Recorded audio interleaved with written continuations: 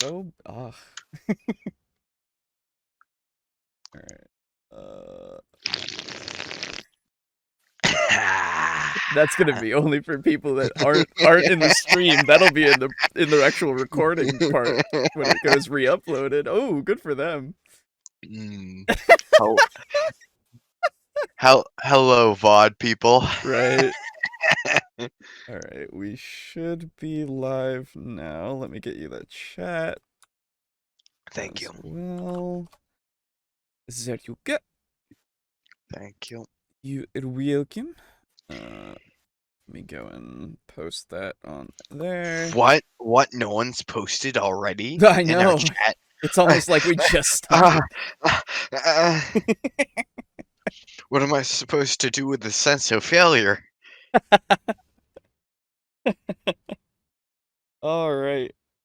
Cool. Yeah. I think we're set and we're live, and my thing says that we are good. So cool. All right. Let me pause that and let me open this, and then we are set. So, hello out there. Welcome back to the TableTalk Discussion and Discourse podcast. I, as always, am your host, Alejo, aka Great on95. And I am your second host, Aiden, aka SneakyAdolf. Yes, and Boo will be here later. He is still at work, so he will be here probably in an hour or so. But yeah, so welcome. Today, well, we've got things to do today, obviously. I was trying to find Pathfinder specific videos for future, but I couldn't find any. So that I wanted to really cover this time, because I was thinking we've covered a lot of D&D stuff. So or specific D&D stuff. We could go for a Pathfinder thing at some point here, but yes. Unfortunately, and especially since Boo and I played Pathfinder the other night with Brogan DMing us, no net ones, and I figured, oh, what's a better time than to talk about that a little bit more? But I'm thinking in future I'm gonna ask Dave back on basics for, well, not basics, how it's played now is his okay. Now it's his channel's name. But yeah, that was Basics for Gamers before. So hopefully have him back on next time, and then we'll talk more Pathfinder. Pizza Funk, welcome. Hey, Pizza Funk, how's it going? Welcome back. Okay, so my sense of failure is diminished. So let's start off with what we usually do, which is comments that we got from last time. So moment here, there we go. Oh, I gotta hold up. Before I do that, hey Slay, how's it going? I've got to change gotta add in the chat on the other window as well, because I forgot that it doesn't just automatically do that sometimes. Don't worry, everyone. I'm a professional. And I'm totally... Sorry, I didn't mean to mock. Oh, man. All right, so, yeah. So we'll start with some comments. This was on episode 26, back when we covered the Pathfinder stuff versus D&D stuff rules with Brogan, known at once. And it just says at 1 hour 28 minutes, I don't freaking know, which I looked into it, and that was just a random call to action that was made at some point of just having Boo comment, I don't fucking know, on the video. But he never did. And then this guy did. So thank you, a little mongoose. Appreciate it. Make the meme. A comment's a comment. And also, Hey, you did the thing. That's neat. I do have a actual like interesting call to action though. Once we're done with these comments, which I would like to posit to you first, and then we can have be a thing that other people can comment on. Um, but we'll get to that. So Okay. after that, we have August 3, commenting on last episode. Um, the talk about Shieldmaster and my experiences playing in 5e games always feels like, because the rules are so loose, players want to try anything or get some leeway using some mechanics, including ones that are cut and dry. Comparing this to a more rules-heavy or crunchy system like Pathfinder, where things seem more clear, though they're also not perfect, may be another reason a lot of more casual or newer players to tabletop games tend to overlook avoid or look down upon them, because they feel constrained to having to use abilities as written and not able how to choose how it functions. Not able to how to anyway, despite a clear purpose written for those feats or abilities. This isn't just about not reading the rules. Few players just want to maneuver around them and feign ignorance in not knowing. I know it's cynical and negative, but it's inevitable you'll come across a few players like that when playing in different groups. Also, that's a very fugly looking bat on the second video. It was. Well, Um, I don't know about the bat, but I will say that you're talking about Pathfinder versus 5e a little bit. Yeah. can definitely have I think there's possible weight to that and like merit to that idea. Hmm. Yeah. Um One of the benefits, yes, of 5e is that you can interpret it how you want versus Pathfinder. It's more like cut and dry. You Hmm. do this, you do this, you do this, In and some it's more cases, yes. stepwise. Um, However, you don't feel limited in like what, well, how would I put this? The leveling system in Pathfinder 2e does not feel limiting. Mm. And, like, that is, Do you, do subjective. you mean the tree of feats? Yeah, Okay, I'm just making sure. Go on. Sorry. um, I'm because, like, you can always level up if you want a specific build path, Hmm. and you have an idea, "I want to do this, I want to do this, I want to do this," Hmm. and, like, you have, like, a sort of, like, tree in your head of, like, how to get there. Hmm. Um, that does require you to know the feats beforehand. Usually, yeah. Um, Excuse me. Yes. and like uh, part of that's just going to be you have to know the system. Yeah, Like, I'm sorry, you but gotta you read it. do. So and I know so a couple of things about this as well of just um so since you weren't here last time, we were talking about, again, it came up of how 5e is apparently too vague for some people, right? Um and Yeah. and we didn't really think that from reading it.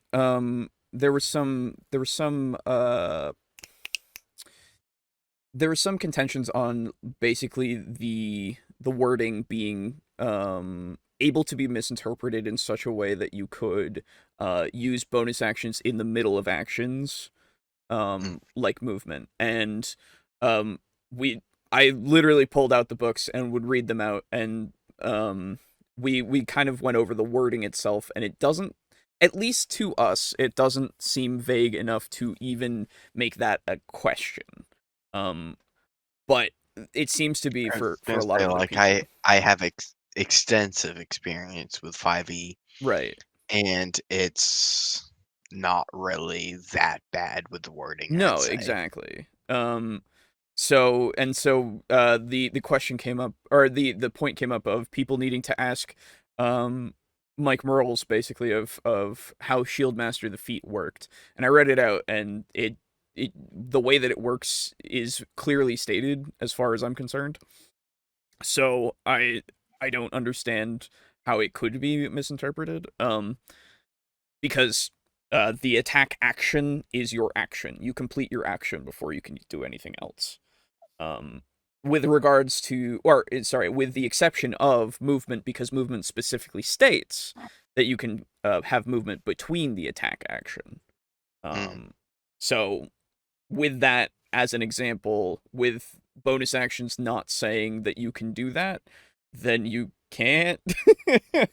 um, it just seemed very obvious. And so with this, I again, for some people, sure, I can see like people trying to game the system and find those little loopholes to try to use the wording in such a way, like August here is saying, but I don't think that's like, as long as you've read the rules, I think you can pretty easily squash that if you don't want Yeah. that to happen.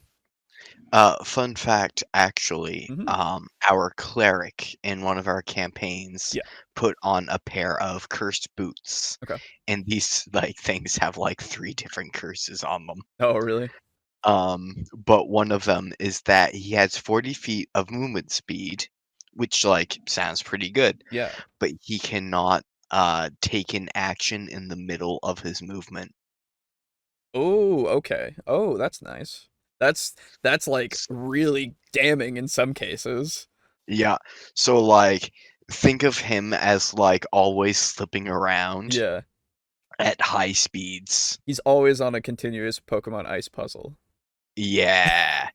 So like taking action before or Yeah. taking action after, don't take an action during, and like it's reevaluated how he has to think about like I bet. healing people. Yeah, that sounds really interesting actually. Um hey Bramble, how's it going? And Draco Kraken says, sometimes a plethora of options is far more freeing than total freedom. Yes. Yeah. Oh, absolutely. Paralysis by analysis. Yes, absolutely.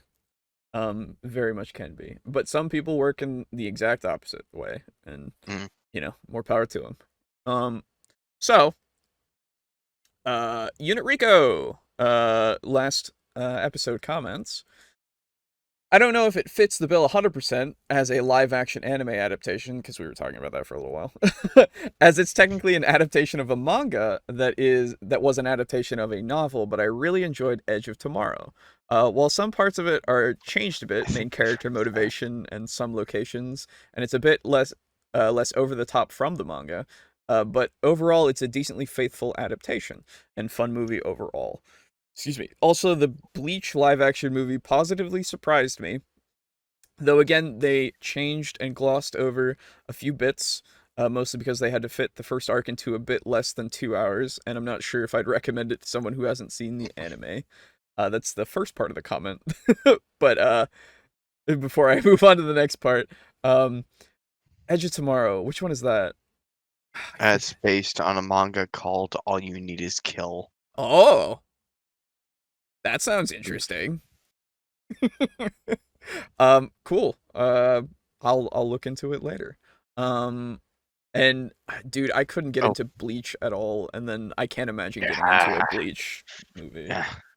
I'm actually like starting to Jones for One Piece again, Oh my and god, I haven't jonesed for One Piece in like literal like since I think junior year. my man. And Oh no.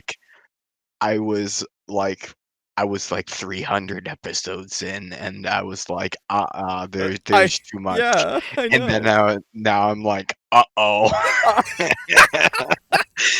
Well, Godspeed to you, I guess. Jesus Christ. Jesus, take the wheel. Yeah. Oh, Edge of Tomorrow is the Tom Cruise Live Die Repeat movie. Okay, I know it is Live Die Repeat now because they totally changed it to Live Die Repeat for some reason.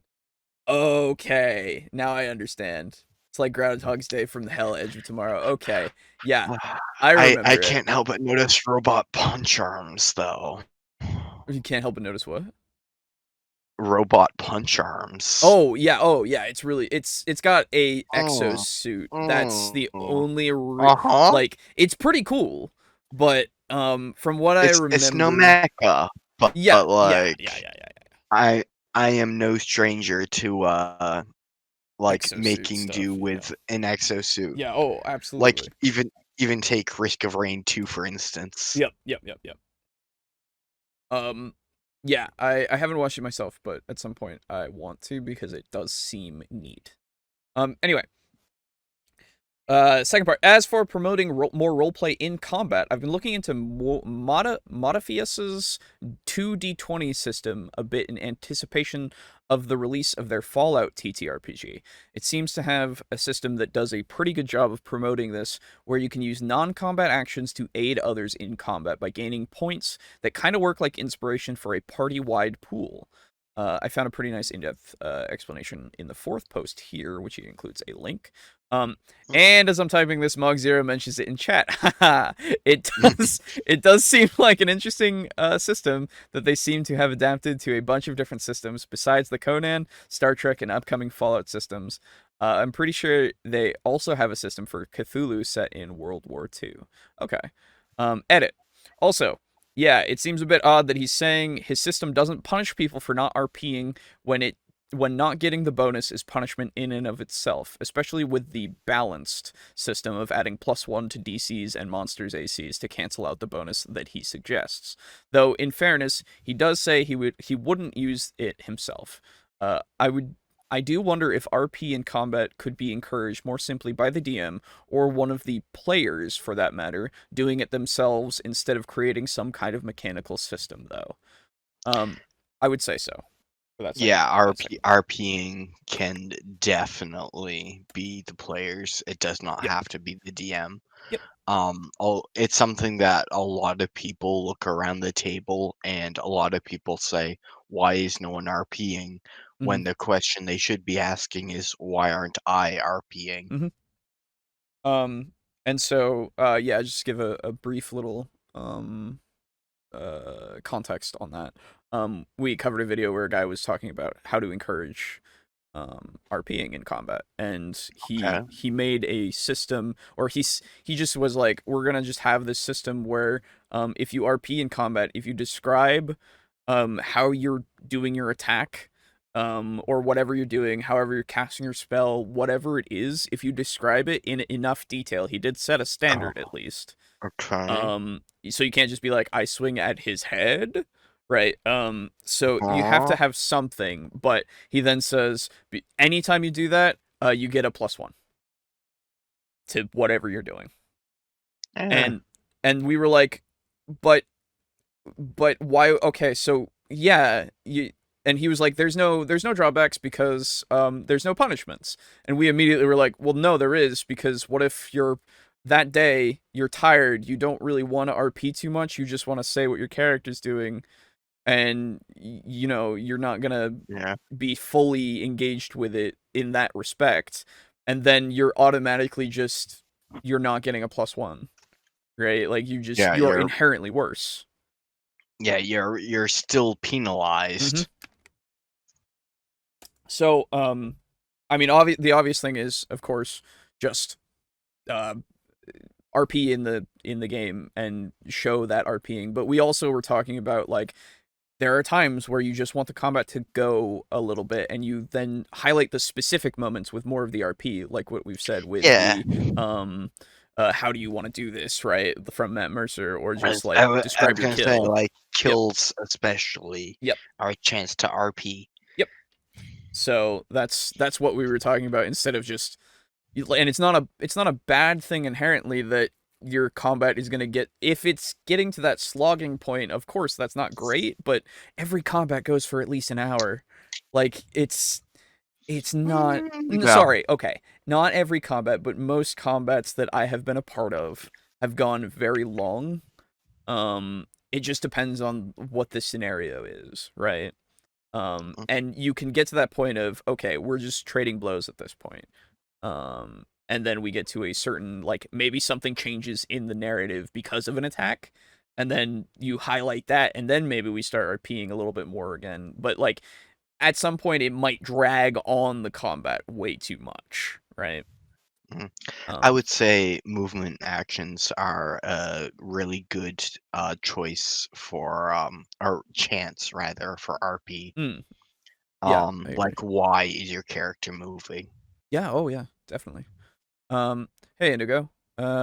He gave himself a +1 Combat's a as well, tradition. if I remember. Uh, so I don't remember if he did or not. I think he said that he wouldn't. No, he said he did do that for his monsters. But he wouldn't do it just to make it more.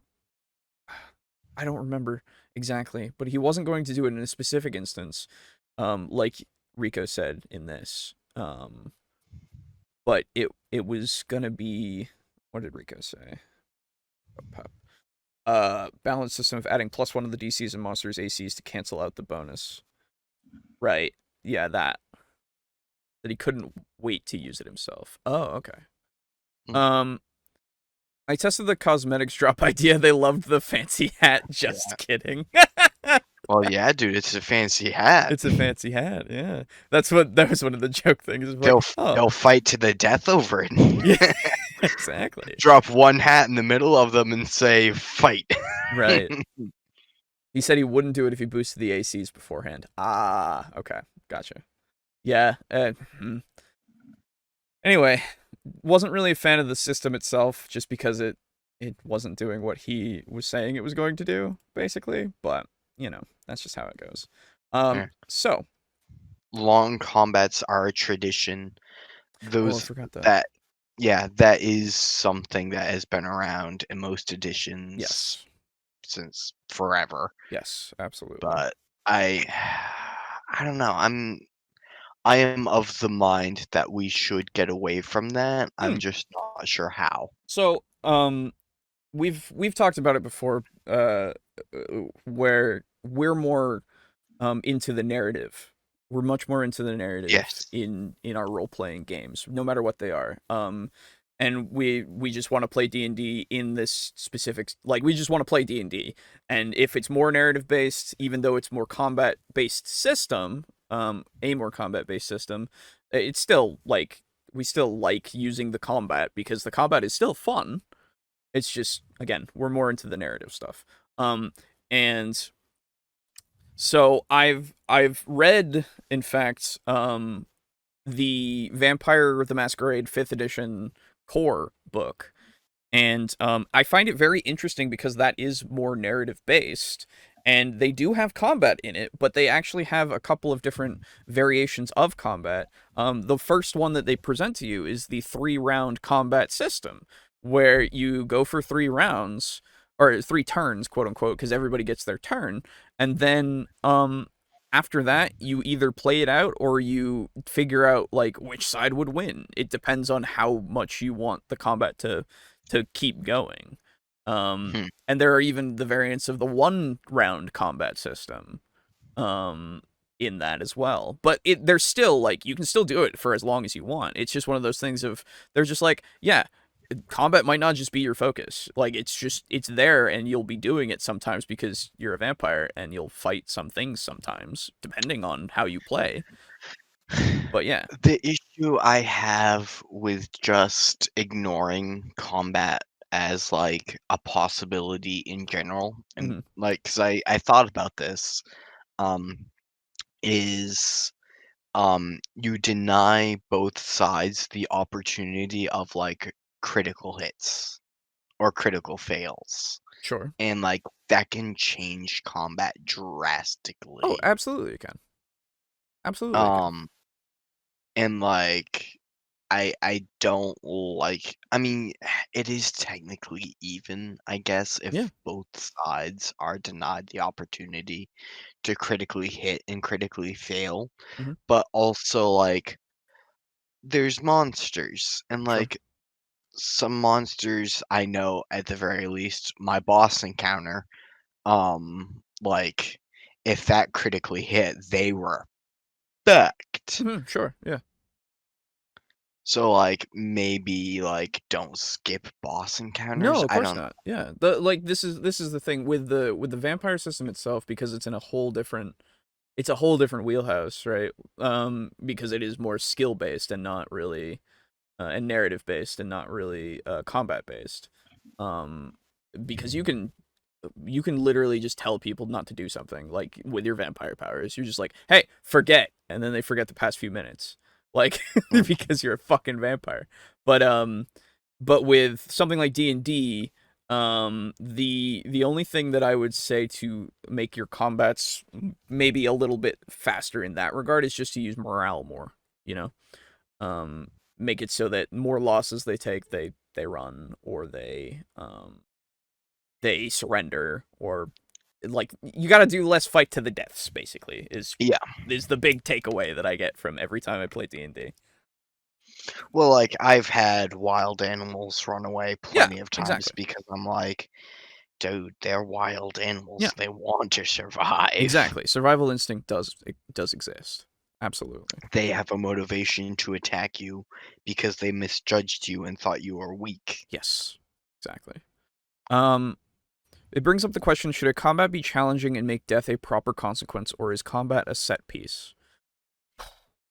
I think death should always be available. um I don't know. There might be some. Okay, so it depends on the combat, right? Some combats might be uh there to just be a hindrance, right?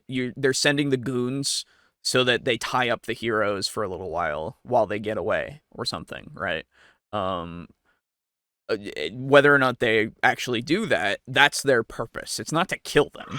The goons are gonna die, right? Like at that point, unless they're at the same like strength, what one way or the other. It depends on if the villain or whatever antagonist you're fighting, or whatever group that is, knows one thing or another. All information is kind of key in this scenario.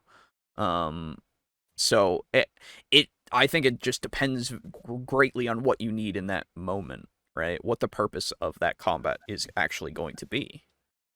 Um, I don't like the usage of combat as a set piece mhm. because, and granted, like I'll admit, that's because I don't like the term set piece Okay.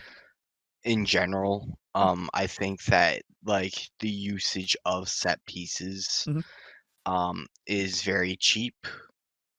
Um, Okay. I do understand the purpose of like what is the purpose of this scene, Right. for instance, is something that I look at and review movies with. Sure. Yeah. And that's one of the reasons why I recommend The Room and Birdemic so much, because you think to yourself, "What is the purpose of this scene?" And then you go, "Ah." I don't know. There really isn't. I mean, there's And supposed to by the be time you survival. stop saying, a new scene has already played. That's true. um. Yeah. So. Um, Well. but Oh yeah. Go on. Sorry. oh, I was gonna say that the purpose of combat is to be like can be variable depending on your table. Yeah. Totally. Usually it is to be a hindrance Hmm. um of some sort. Like it's not meant to actually kill your players. Yeah. Maybe like one combat out of like 10 like actually contains an actual threat. Sure. Um Could be. the rest depends on Depends. your table. Hmm. Um Excuse um me. but like the rest are mostly supposed to be like random bandits across the road or something like that. Could be. Yeah. And yeah, and like can be gotten through like pretty easy, and you could probably get away with like a 3 round or even a 5 round combat.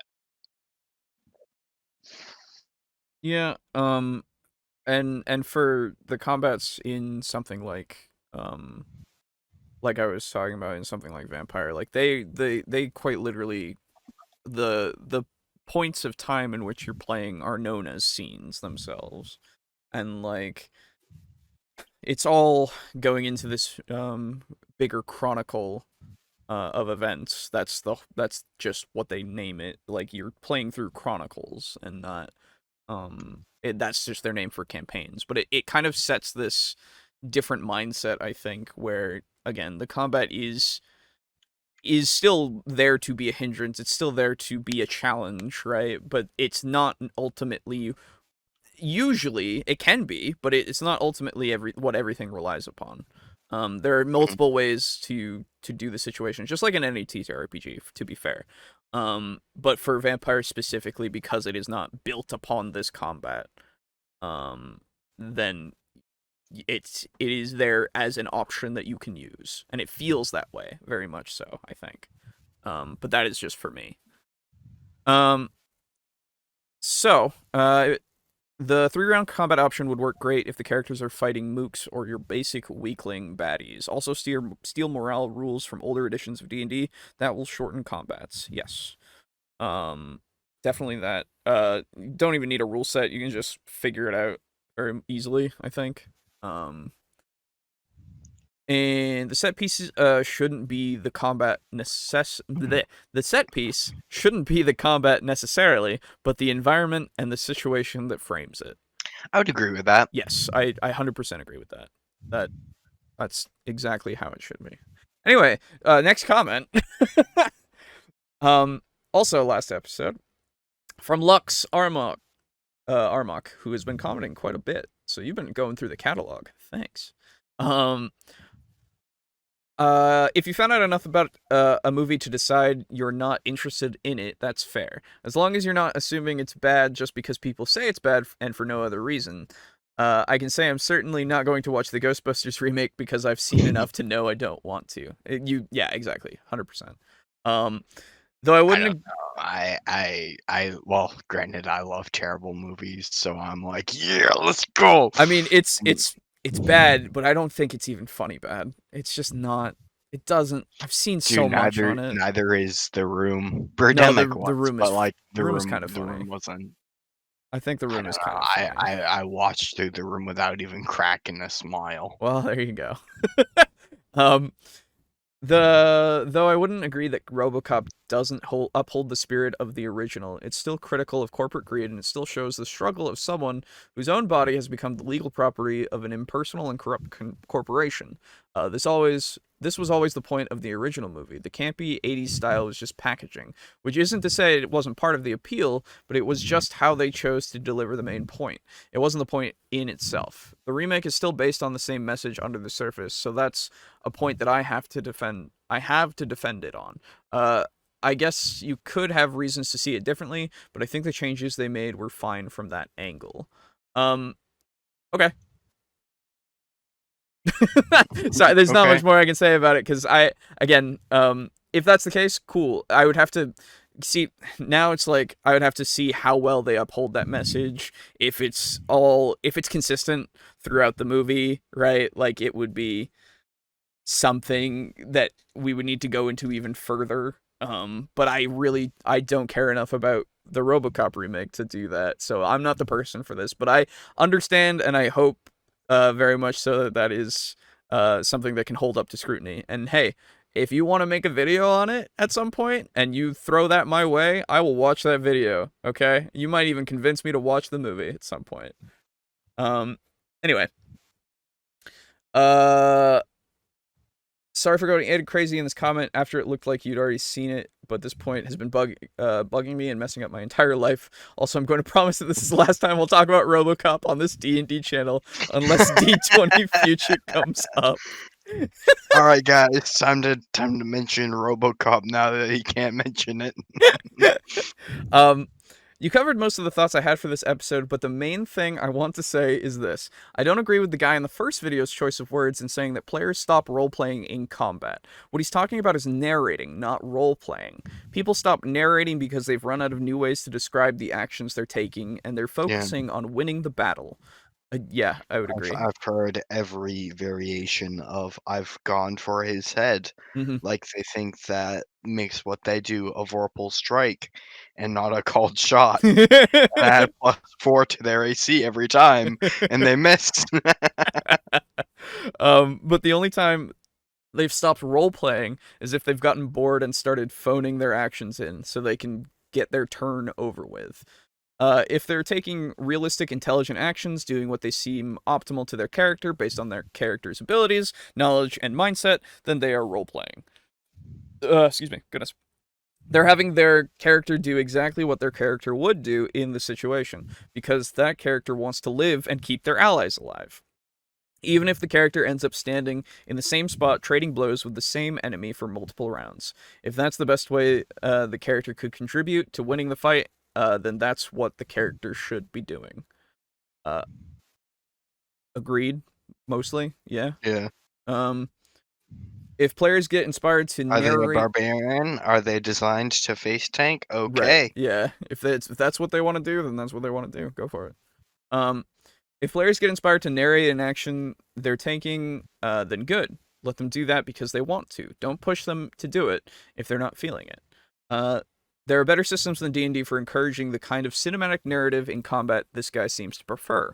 One of those might be a game he'd rather play, or one of those might be a game he'd rather play. I don't think the +1 bonus he's offering will really do much to fix what he sees as a problem. Agreed. The optimal actions to take will mostly remain the same.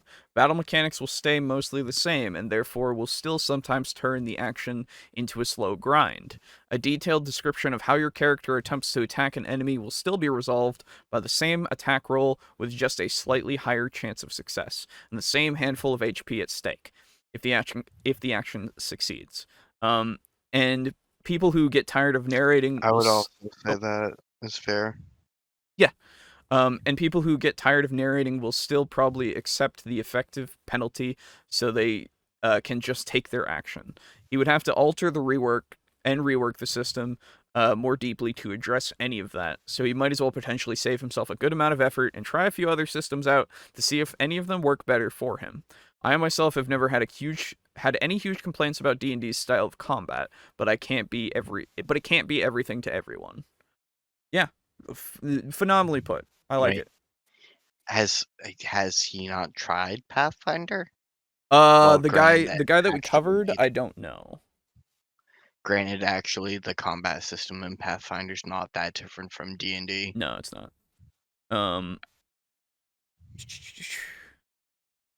I just find that I would like to see this +1 in Pathfinder though, because like ACs are higher. that's true. I don't know how. Actually, to be fair, I'm playing with that character that I've made the other night. The whole thing is being a witch, and he's a buffer and debuffer, and Hmm? he literally like the spell that I get, the cantrip that I get from being a fate witch, is the if you were gonna fail by one, you can succeed because of his thing on you if you sustain it. Or if it's a crit fail, you make it just a failure. It's actually really neat. I like it a lot. So +1 can matter a lot in that respect. But yeah.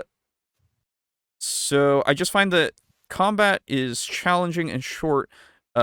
Tends to piss off players who get downed quickly. Shortening fights that aren't just to provide a block seems like a tricky thing to balance. Yeah, I mean it. So again, like any combat, it's a little hard to do that if somebody gets a lucky crit or is suffering a lucky crit from an enemy, right? And then they just go down. Like then they just have to be down unless they get healed. But yeah, I don't know, man. It's a interesting problem that we all just kind of deal with however we deal with it in our D&D sessions. I would say, as with all things, that is something that is dependent on your table. Yes, absolutely. If they would have called Ghostbusters 2016 Spirit Busters and treated it as a spoof on Ghostbusters, it would have gone a lot better, I think. Oh yeah, if the name Ghostbusters was never on it, yeah, absolutely. Oh, absolutely. The thing about narrating combat is add not a touch of actual comedy to it. The thing about narrating in combat is not every player will want to do that, and not every person has the vocabulary to make it work. Some introverts find it intimidating as well. Yeah, absolutely. Yeah. Um. So then, Lux comments on, uh, uh episode 10. Um. Back when we were first talking about introducing new players and writing a good game. Um. So he prefaces, this combat came out pretty long, and he was like, I'll scale it back next time, but hey, don't. You're fine. Say long things means we read long thing. It's fine. Spend longer on comment. Yes. I want to know exactly what you think, and if you need to put out more words for that, then do so. Okay, so he says, I actually haven't been able to play 5e yet, but would Acid Splash not be worth taking just to have access to the acid damage type as a cantrip? In 3.5, I usually built characters around the assumption that the DM could throw anything at them, potentially including monsters the DM created. Or maybe they'll end up fighting a troll in a room full of highly flammable gas. I don't know. So I always wanted to have a way to respond to as many possible threats as I could, even if I wasn't choosing the spells with the most raw power. Of course, cantrips in 3.5 are a fairly minor part of a character's overall power, whereas in 5e they seem a bit more important. I agree. So I guess it might be too much a waste to waste a cantrip on a possible situational advantage. I actually have a thought on this. Yeah, go for it. I would say the number of spells known is like your limiting factor here. Yep. Because like that still counts against you for your cantrips. No, your cantrips have a different different amount that instead of spells. Oh well, In 5e. never fucking mind. Sorry. I would say in general though, that acid splash and taking that in general is not worth it, especially because there's a lot of really good cantrips out there. Yeah. And like, see you. Sorry, I just like, thought Brett will say long man good, and I was like, yes, thank you. why take acid splash when you can take true strike? Sorry, I can't even say that straight.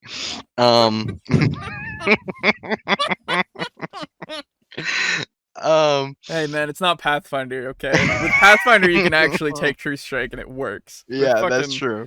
With fucking D&D, you can't do that shit. You can cast it on other people. You can cast it on the barbarian, and then it's you like wish. go. You wish. Yeah. Anyway. But yes, there are better cantrips that you can take. In general, saying like maybe they fight a troll in a a gas-filled room, like that's a pretty niche scenario. Yeah, very specific. Like you can't plan on that with every DM and and every scenario that the DM could think of. Yeah, exactly. In general, I argue against taking cantrips because of the type, and am like, I'm the type of person who definitely favors raw power over typing, like in most scenarios. Sure.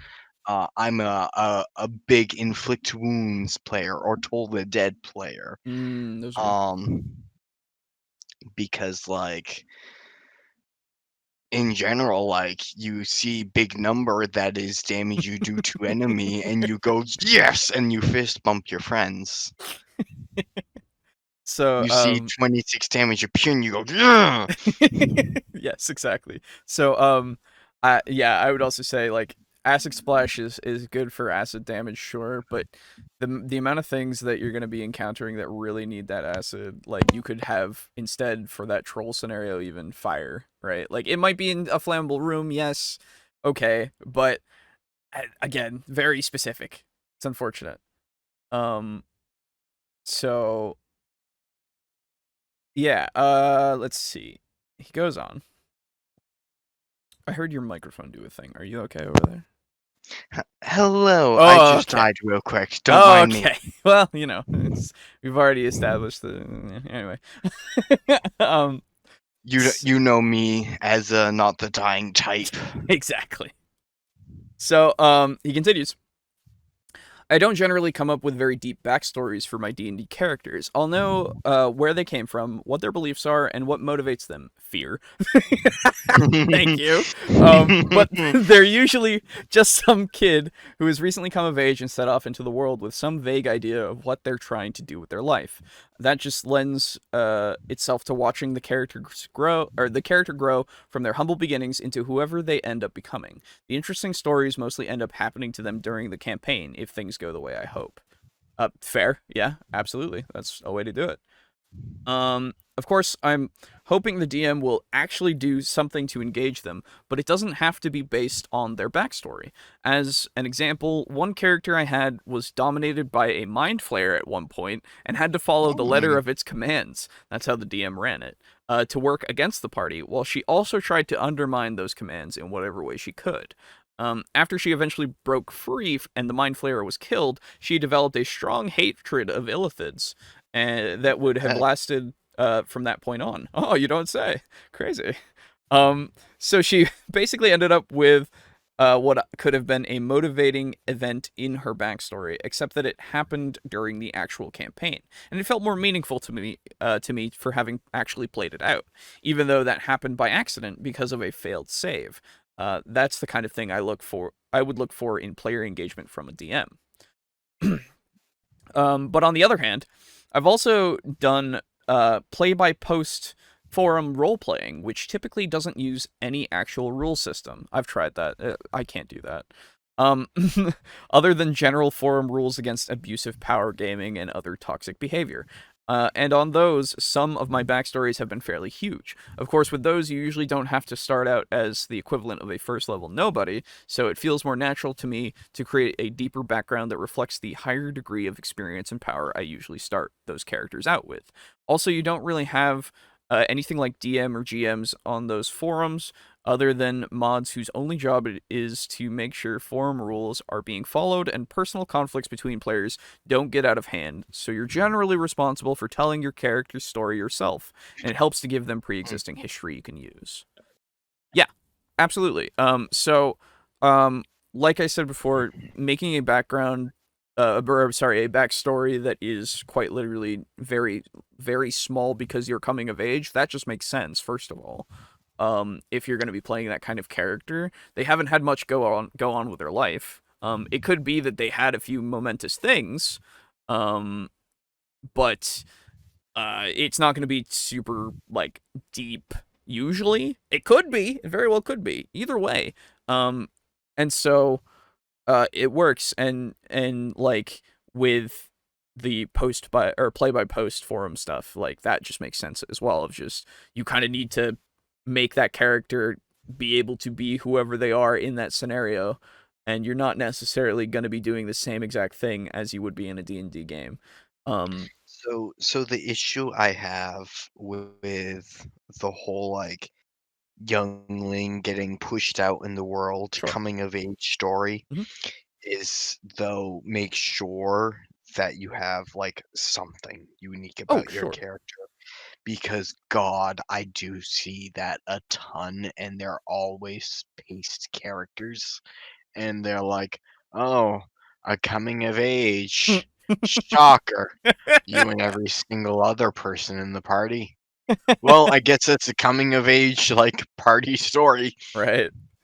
I mean, yeah, there is definitely obviously uh pitfalls that you don't want to have happen because of that. But I think at some point you're going to probably give them some sort of background of being somebody before they were thrust into adventure. They have to have been somebody, regardless of whether or not that's because you took a specific background or something, or you just wrote it in of like they were a blacksmith's son, or they were a town guard's daughter, or they were a fucking orphan on the street who had to survive by picking pockets. Like something happened to that character to get them to be alive to this point, and so they use that Mm, skill set um as they continue to adventure. And besides, you have a call to adventure at some point. Like, there's something that happened that made you want to adventure. Whether or not it's as simple as Yeah. you had a shitty life and you want to have a Yeah, better this person life. does not want to slay vampires. Right, right, exactly. So, like, it could be anything. Anyway, next, you brought up Mountain Blade. Hey, we did. It's a good game. Yeah, I played that game. It's a great game. I like it a lot. Okay, so one thing I've wanted to do for a long time as a player is create a character who just travels around the world as a merchant, buying stuff in one town where it's relatively cheap and selling it in another town where it's in demand. I have a current character like that. Yeah. That's honestly, if I were ever to play dressed, like actually play him out, that would be my character. um that's my favorite part of Mountain Blade, and I'd love to do that in D&D. I imagine there would be random encounters as we travel along the roads, but most of the game would be just based on trading and building a business empire more than following an overarching plot with a major villain. Maybe there would be some rival merchants who would cause problems, and there could be a save the world plot too. But we would need to be able to follow it without getting too far away from the merchant aspect. Yeah, absolutely. And like you said with you having played 3.5, they have the rules in that for you to do business shit. So do it, dude. That sounds great. If you can find a DM who's willing to do that for you, that sounds like fucking fun. In Mountain Blade, I do, of course, eventually end up joining a faction, because once it gets to the point where you have properties in every town, your companions are all decked out in high-tier equipment, and you have an army of respectable size following you around, that turns... You're way better at that game than me. That turns into the only way left to advance yourself or do anything new. So I guess probably something similar would eventually need to happen in the campaign. Probably not actually becoming a vassal of a kingdom and joining its wars, not least because I know what trying to run combat on the scale of an actual military battle in D&D is like, and yeesh. But just otherwise setting the merchant business on autopilot and turning to some other pursuit. Possibly just turning the game into a more traditional campaign. Yeah, absolutely. You'd very well do that. Of course, it might be a little anticlimactic to spend all that time building a world-spanning mercantile business only to go into battle one day, roll badly on a saving throw, and die, but what can you do? I like your attitude. Or maybe the campaign would just fizzle out once interest in the merchant thing ran its course. Very well could. Anyway, I don't know if this tangent adds much to the discussion, but there it is. I don't know how well it would work from the DM side of the table, or if you'd be able to get an actual group interested in it, but it's something I would play. Oh, I'm sure there are people like us There's gotta be a system for it. Yeah, and yeah, there's gotta be a system for it too. Absolutely. But like I said, even in 3.5, there's the business system in the DMG2. Like, you want to be a business? You can go be a business. It's got those random business encounters tables. It's good stuff. Sorry, I haven't read any of the comments for a while in the chat. The Master Scribe from Tasha's is one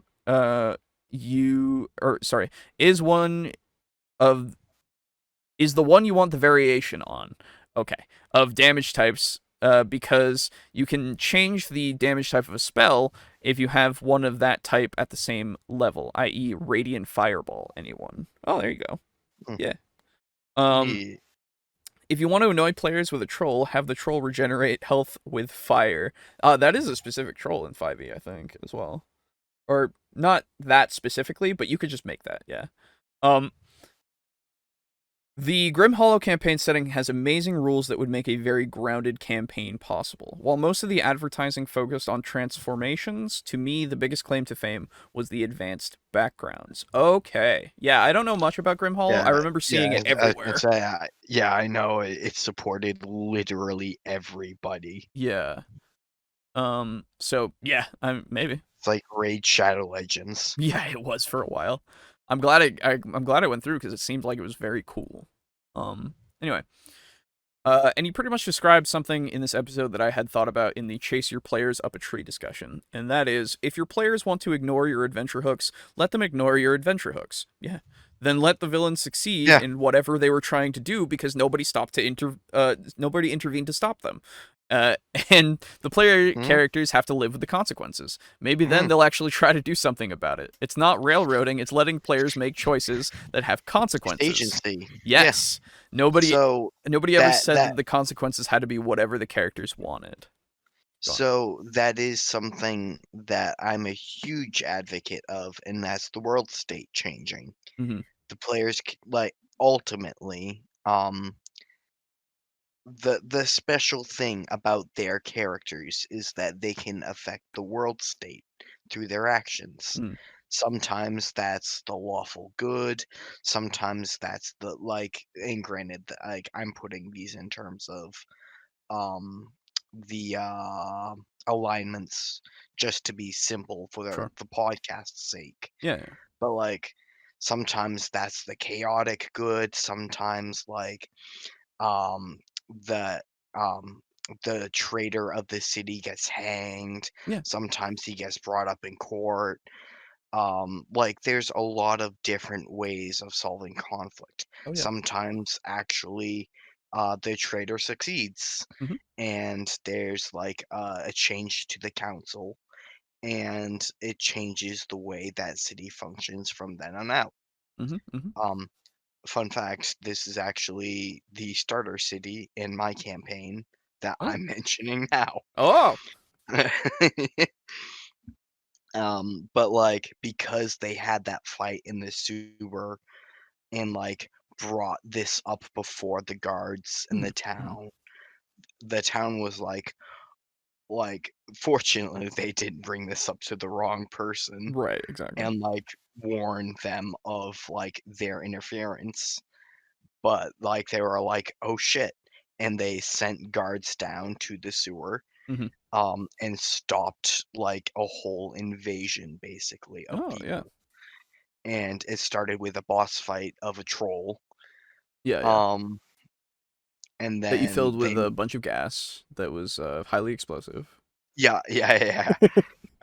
Actually, they defeated that troll because someone bought a bunch of oil, Well, there you like, go. actually a bunch. That's awesome. And they just kept dousing the damn thing in oil As and they should. fireball. As they should. Um, but, like, all that they knew was basically they had the poor thing walled off, and they just kept throwing vials of oil at it. It'll die someday. Um, because, like yeah, anyway, basically they had, Mold Earth, someone with that, like, on their team Right. that, like, had built up the wall, like, before and after the troll. Right, right, So all it had was that little patch and it was stuck in the sewer, which was, like, deep, so it couldn't swim. And then they just, like, built out the path so they could see the troll and then right. kept throwing vials of oil. And I'm like, "Hey, man, like, Whatever prop works. props to you for thinking outside the box." Totally, totally. Um so yeah, the but yeah, absolutely having them have consequences happen is something that we should Mhm. do more often with most campaigns, I think. Treat remind them that they have consequences for their actions. Um so nearly forgot the show tonight. Hey Durati, what up? Better part is, when you do that randomly. Oh Just, yeah, like, as they're about to do something, like, I don't know, pick up a book or something, be sure. like, your choices have, consequences for your actions, right?" And then they go, "Ah." And then and then and then they go to pick up the book, and you, like, scribble something in your Right. notebook, and then they go, "Shit." Ah, it's the wrong book. Ah! So, how do you pick up the book? Yeah, yeah, exactly. You write something down. They go, ah! And then you look at them and you go, so What? what page do you turn to? Yeah. Like, how are you gonna open this book? And then they go, I don't. You go, why? Oh, open it away from me? Why? Why? It's a book. It's a book. um, Oh, interesting. Okay. Like, yeah. and scribble something like in your page that's gonna get thrown away later. Um. Anyway, yeah, mentioning that because I like the way. Give them the look of understanding. Like, I have this all planned, Oh yeah, man. of course. You have to give that illusion occasionally. um. So yeah. Anyway, yeah, mentioning that because I like the way of handling it. Props to that. There you go. Okay.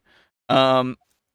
So, I think we have another couple of things here because that was a very long. There we go. Okay. Bramble commented a couple of times here. So, first one, thank you for taking a look at the questionnaire. I'm really glad you both enjoyed it and Yes. thoroughly enjoyed hearing Boo get extremely close to the proper pronunciation of Abrazgs. I still don't know how to pronounce it. Copy paste it. Yeah, sure. Hang on. There you go. Yeah, fucking. I Yeah. don't know. Abrazgs. I've plenty of other tools and materials for DMs and players written up, and more in the works. One of which tackles the issues brought up in the first video. Ooh, cool. It's a system used at my tables in place of standard inspiration, an adaptation of XP to level 3's Cardic inspiration. Is that the one where you get a random playing card or something? I seem to recall that. Yeah, I've not heard of that. It's been a while. A quick Granted, summation. like, I've been missing for like 3 months, Yeah, and like there were a lot of videos to watch, and I was like, I don't care that much about XP to level 3. that's fair. I don't care that much about taking 20. I'm sorry, Right. I don't. That's fair. One day, Leo, one day. um, Abraxas. Abraxas. What? How do you get Abraxas from Abrazgs? Because it's not, I think, an English word. I know, but still, my brain. you hurt my brain. Thanks, Allie. You look. All right, actually, Allie, and I'm gonna like ask you something real quick here. It's made up. Oh, it's made up. Okay. There you go. Did you look that up? Like, and be honest now. Was it Did a you thing Google beforehand? that? Yeah. Did you make that yourself? Like that'd be cool. But he gives a quick summation. A quick summation is that certain defined acts of role playing. No, didn't make that up. Ooh, Damn it! there you go. Wholly original. Ooh. So a quick summation is that certain defined acts of roleplay, planning as a group, playing into flaws, and sharing a tale during a short/long rest award a playing card. The card can be used on any ability check, saving throw, or attack roll to increase or decrease the value from the result. A player can only modify a roll once, but multiple players can modify the same roll. Ooh, oh my goodness. Ooh. A player can have up to 5 cardic inspirations at a time. These rules combined promote teamwork. I've been able to foster some insanely tense moments as my players rally their collected cardics to keep a devastating blow from slaughtering a character at very low HP. Turning inspiration to just another game resource has allowed me to raise stakes just by a party being low on cardics. Cool. Cardic inspirations have a secondary use. They can be spent to perform heroic feats in combat. Performing a heroic feat merely allows the player to gain a narrative control to have their character attempt something normal outside the defined limits of their character's mechanics. Depending on what they're attempting, an ability check would be asked for or a class-specific resource expended. It does require a deal of improv and on-the-spot ruling to adjudicate, but allows the players to have their characters pull off amazing stunts. Okay. Our sorcerer has used heroic feats to do called shots, aiming his firebolt at the legs of a cultist to knock them prone. Required a dexterity arcana check. Oh, you did the combination. I like it. And our water genasi use them to stretch the limits of create and destroy water to water bend and drown red caps in bubbles of conjured water. Required a higher level spell slot. Okay, good. Okay.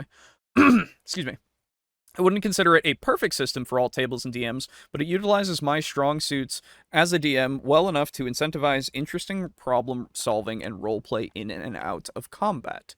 Okay. You're his co-DM. Oh, okay. Well, welcome.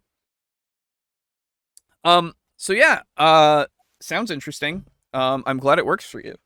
Um, I'd be interested to like it for a moment. My brain went "Eh," right because I was just like, "Ooh, I don't know about that whole everybody uses it all together on a thing." But it makes sense. Um, because you can narratively make it make sense. At least is what my brain says. Um, So I'm not against it. As long as it works for you, then good. Your other comment says, just an additional layer of critique on the video 5 biggest problems in D&D 5th edition by Jetpack 7. Charm person causes the affected individual to only regard the caster as a friendly acquaintance. In that same courtesy would not extend to the caster's allies. Yeah, which is what we were talking about. Also, the charmed condition merely allows the caster to have advantage on charisma checks against the target, meaning they'd still have to talk their way out of the situation with a possibility of failure. Mm-hmm. Um, Mhm. in the games I run, charm person acts as a low-level modify memory to cause the target to consider you a friendly acquaintance. It fosters the most obvious and immediate connection between the caster and the target. That makes sense. A Charmed Thieves Guild member would believe the caster to be a part of their guild. Same circumstance for Charmed Guards, cultists, etc., etc. The caster has to navigate the conversation while doing their best to blend in.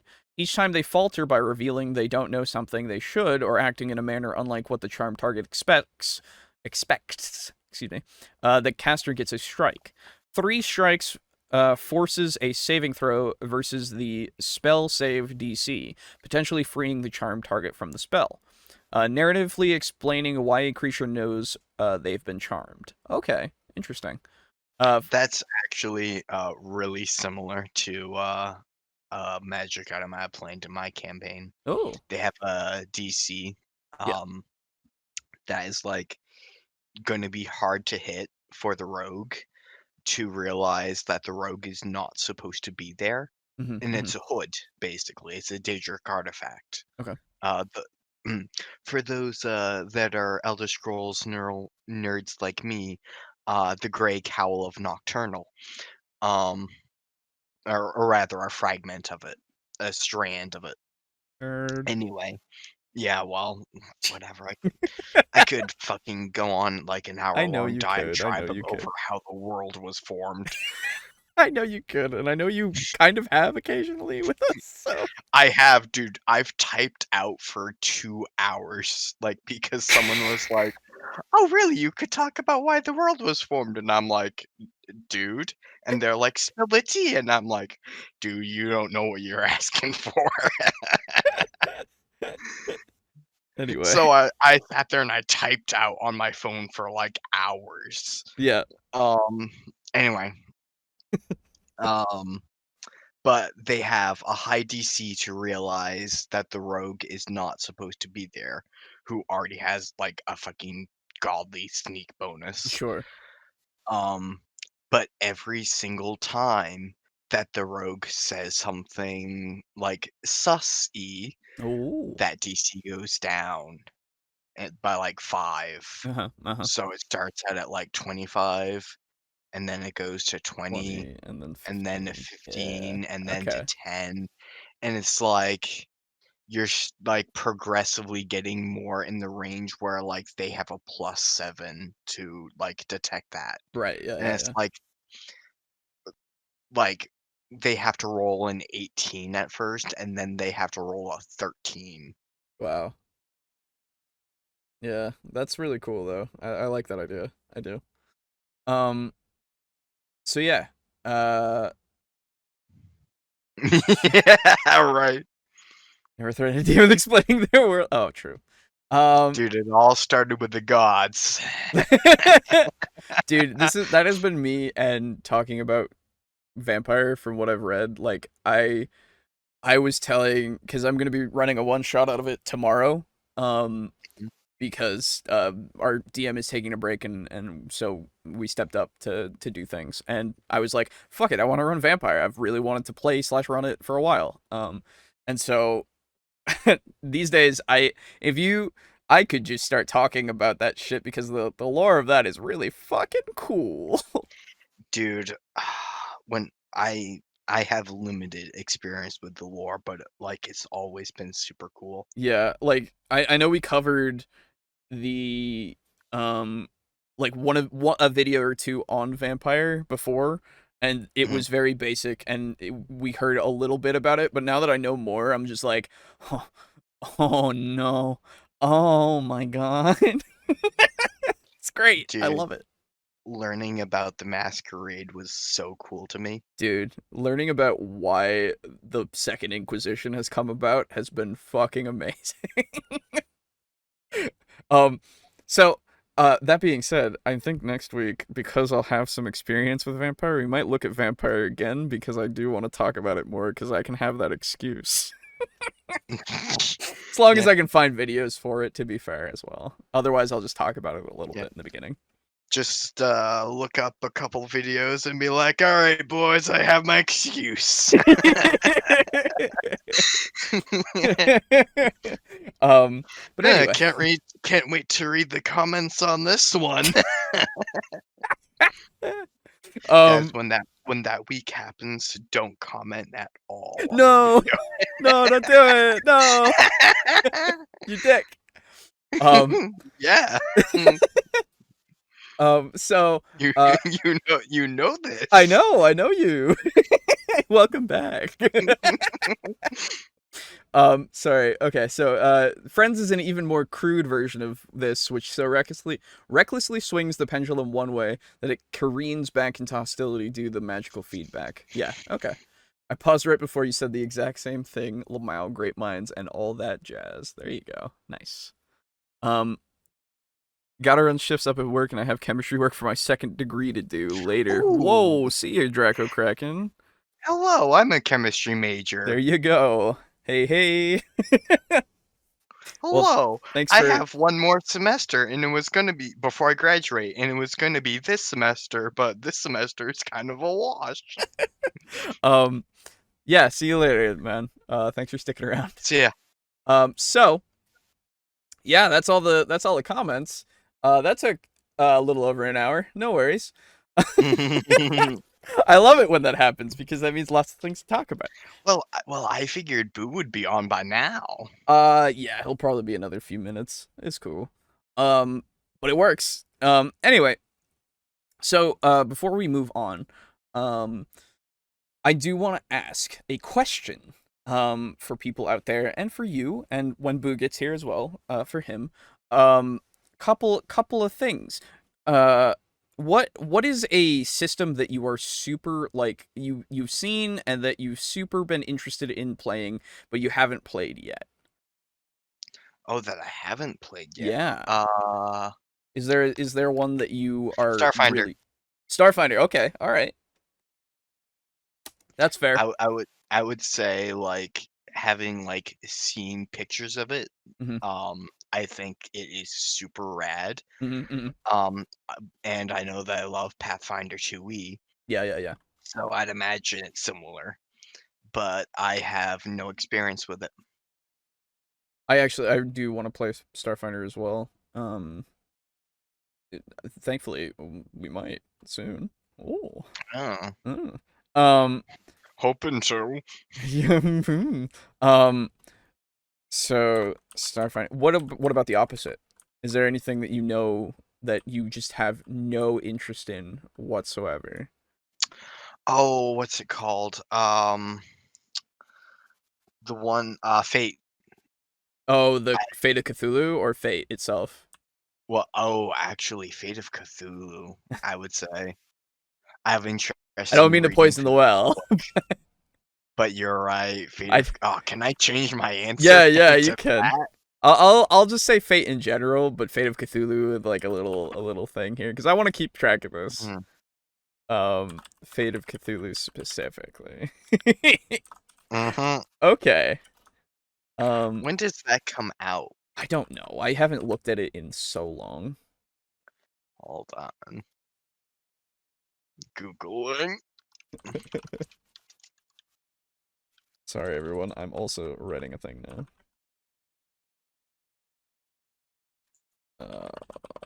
Please be out. Please be out. Oh, I want to read it. If it's out now, that would be hilarious because it had no fanfare or anything. Yeah, for me, I think I really January 13th, 2020. Wow, 11 days after my accident. That's why I heard nothing. Oh, okay. All right. It did come out. Neat. Well, Oh, yeah. Let's go, boys. disgusting. Evil Hat Productions. I'm gonna fucking. I'm not gonna say that sentence out loud. I think I know. Hold on. Oh, Gonna no. DM Alejo. Oh, I'm excited. Oh yeah. That's exactly what I was thinking. Absolutely. I won't say it aloud, but I will say Oh, of for our course. fans at home who will be smart enough to figure it out. Yeah, you'll It's understand. a word that begins with P and ends with irate. Yikes.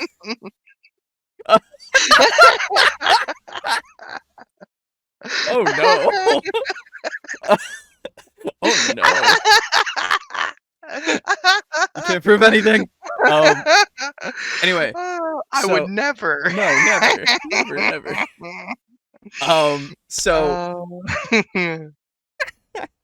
So I think for me, the thing that I really want to play the most, it was Vampire, but now that I'm gonna be able to play it, now I have to pick a new one. It sucks. Oh, I really do want to play one of the Warhammer RPGs really bad. Ooh, all right. I actually have a Because Warhammer book I'm working on. oh, yay. Because like I love that world. I love that world so much, and the more that I learn about it, the more that I'm like, oh, this is so good. And the more that I've played Warhammer itself, the It more was I'm like, created to sell plastic miniatures, man. I know, but that's fine. Hell yeah. I'm already in. Give me in deeper. Because like I have some of the RPG books themselves, and like I really wanna play that. Yeah. And Rogue Trader, Yeah. yes. Oh, true. Hey, Steely, how's it Oh, going? Yeah. Oh man, my least. Oh God, least. Um. Oh, I don't know, cause I'm willing to try basically anything. I'm not gonna also say Fate yeah, of I'll try most Cthulhu. things. Right. I'm not also gonna say Fate of Cthulhu because I don't want to play that at all. But something that I know of more that I'll have to think about that because I don't know yet. Um, but I'll probably think about it at the end a little bit more and give it Uh, then. Steely, we are discussing the games that we most want to play and least want to play. Yes. Um, there was a couple things before that some people had said. The super complicated and over detailed Pokemon tabletop game. Is there one? I didn't know that. Dude, I don't know because like ironically, despite having a living dex and like playing like TTRPGs religiously, I've not played that. There you go. Um, did do Starfighter recently. Okay, check out Signal of Screams if you want a good sci-fi horror adventure. Ooh, okay. Oh, I just read Vermal's comment. What? Asking questions you can't answer since 2021. Oh man. No. It's true though. I do that a lot. Okay. Shut up. I like hearing what other people think more so than what I think. Yeah, more than the actual answer. Yeah. Super basic, but it's Pathfinder 2e and Call of Cthulhu. Less basics is Icons and Oh a wow. superhero RPG. Are those the ones that you? Oh, those are the ones that you want to play. I think, right? I don't know. Astonishing Swordsman and Sorcerers of Hyperborea 2e, and Against the Dark Master are two at the top of my list. Okay, cool. Not heard of the second one. And the first one actually either, now I think about it. Oh yeah, I really don't want to play the complicated Pokemon RPG. Kind of interested in whatever. The only thing I'm not interested in is Call of Cthulhu, simply because I'm not interested in the setting. Not sure why. That's fair. Question, Allie. You say it calculates egg moves and everything. Is there like breeding in this? I would Like, can imagine. you breed something for like a particular move? That'd be ridiculous. Because like, if you can, holy shit. Right. I'm waiting for my Madara Unintentional Malum Act 1 Kickstarter to come next month. I don't know what that means. He does have the egg. Man. Oh my god. Oh my god. That is too complicated. Dude, as someone who like has bred Pokemon that he was planning to like level up to 100 for certain like hidden abilities Right. and like stuff like like egg moves and stuff, Yeah. like that like appeals to me heavily. Oh no. Against the Darkness is a retro clone of the old MERP RPG, MERP Middle Earth Role Playing RPG. Oh, okay, cool. Hey, Hello. boo. Oh, hello? Hello. There you go. What I've wanted to play for decades is probably never will to get to play properly is Twilight 2000. I don't know how many people even know it. It's a modern weapon post-World War III TTRPG. It has a ton of real-world military weapons. That's neat. That's cool. Boo. Yes. Question for you. Uh-huh. What is your like most wanted to play RPG? Call of Cthulhu. Just call it. Sorry, most wanted to play that you haven't played. Sorry, that's what I meant. Cyberpunk 2020. Okay. Yeah. Yeah. What is either that or one that would actually be really cool would be Mech Warrior. Oh, okay. Mech Warrior as well. I did not know that that was a TTRPG. Yeah. There is a TTRPG for Mech Warrior. I'm a sucker for mechs. Oh, okay. And you remember when we played Mech Warrior online? It's all those same robots. Oh, I want a piranha though. You can have one. Can I customize it? Yes, and you don't have to play a million billion matches to be able to avoid a fucking engine. Alejo, I may have to change my answer from what I most want to play. I'll put it down there as well for most wanted. Don't worry. Mech Warrior is now added. And you know what? I'll put it before Starfighter. Good. That might be best. What do you think your least wanted to play like TTRPG that you know of is? Fate of Cthulhu. Okay. Yeah, of course You as well. is. Yep. Dude, actually, like I said Fate initially because like Fate just like doesn't really appeal to me hugely. Yeah. And cuz like I don't know, I don't like the skill system in it. And then Alejo said Fate of Cthulhu, which we actually found out came out January 13th, by the way. So it's out now. So let's never play it.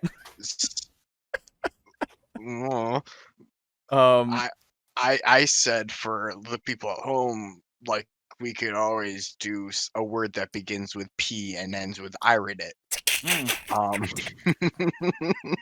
They're making a fucking Cruella movie? It. Oh yeah. That's weird. Yeah, it is kind of strange. So I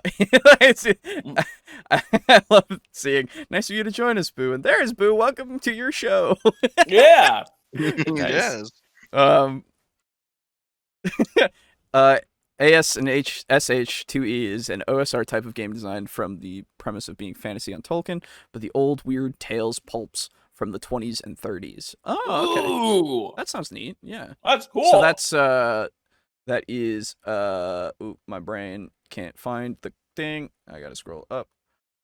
Astonishing Swordsmen and Sorcerers of Hyperborea. 2E.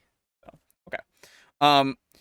Yeah, so cool. Well, if you're out there and you're not in the chat, or even if you missed the question, answer it in the comments below, because I would love to see. And, give some reasonings and stuff if you want. If you don't, that's cool too.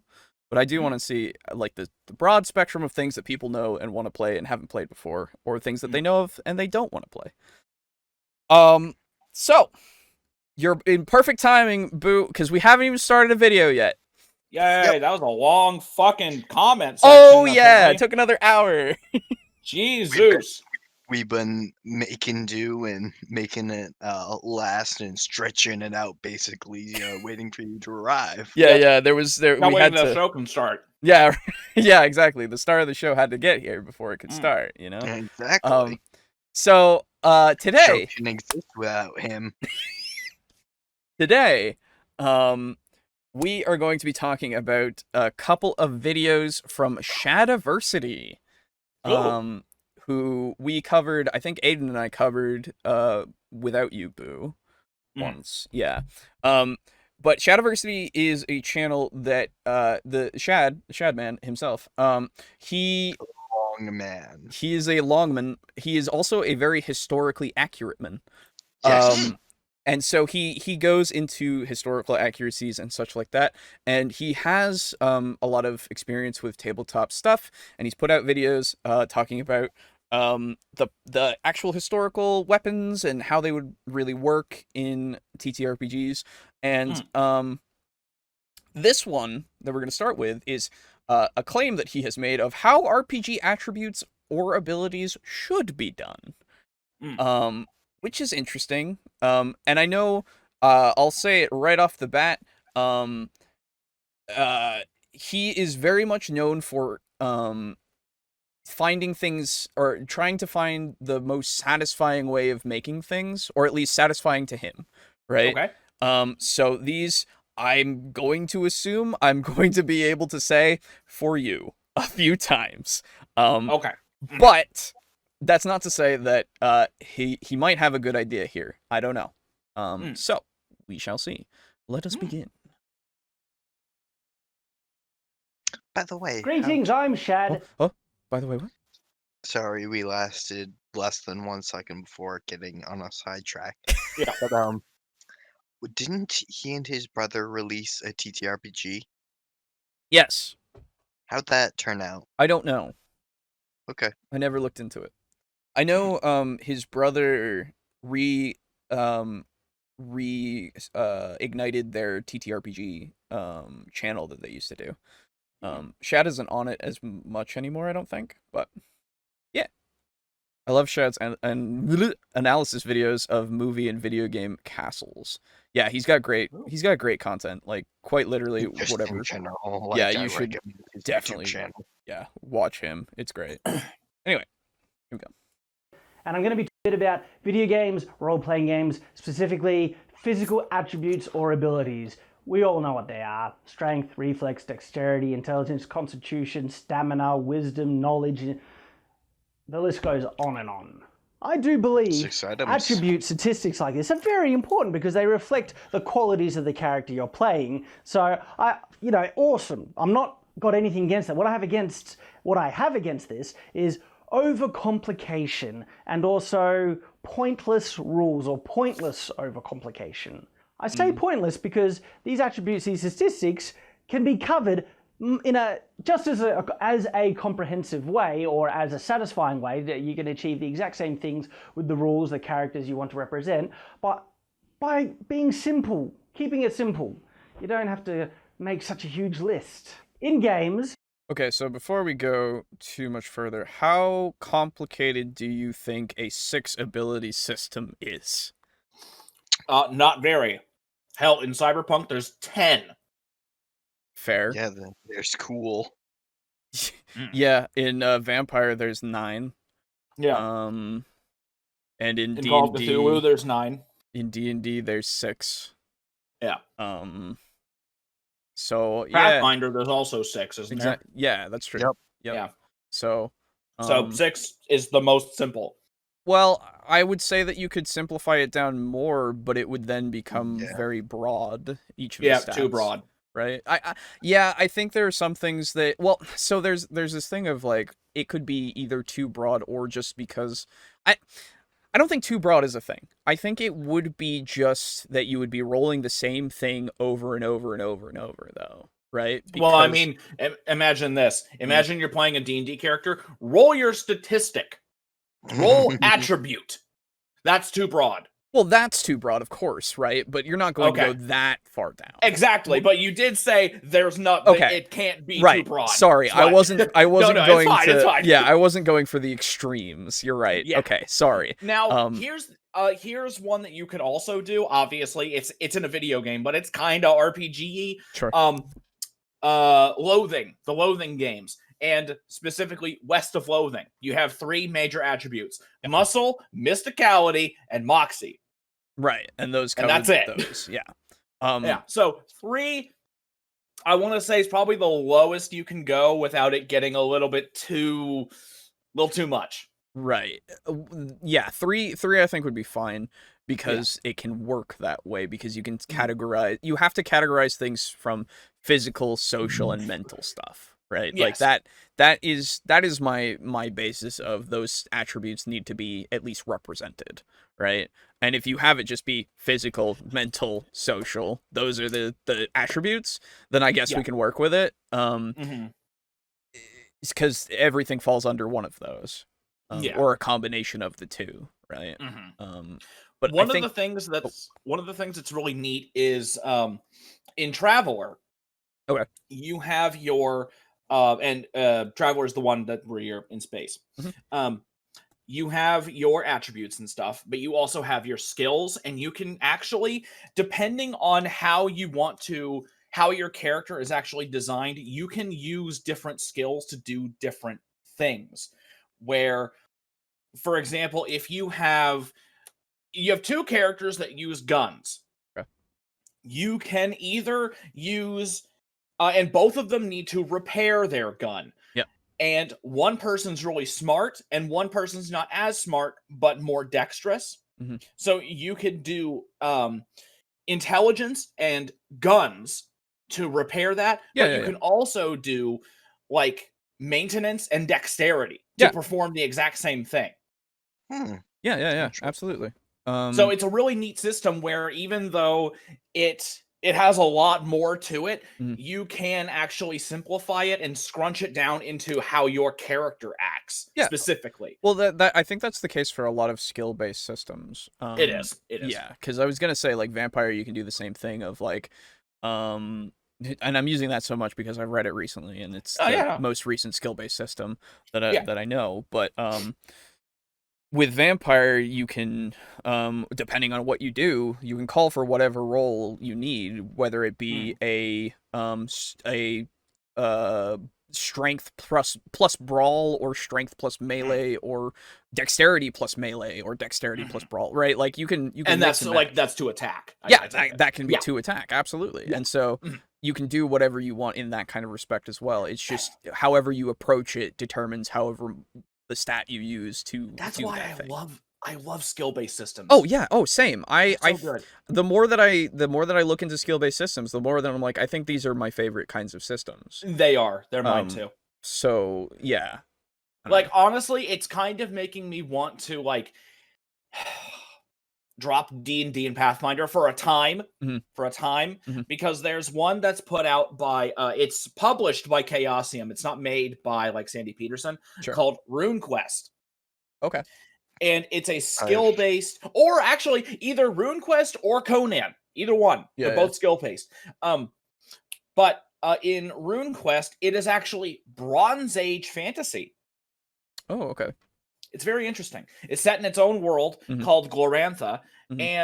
and they're both skill-based D&D type stuff. Gotcha. Yeah. And so it's really, really cool. Yeah. So it makes me want to try that instead of doing like D&D and Pathfinder, which are just class-based, you know? Yeah, more so. Yeah. Yeah. That's why I Um, want Cyberpunk too. yeah, that as well. It doesn't even start to be complicated until you have a physical beauty stat separate from charisma.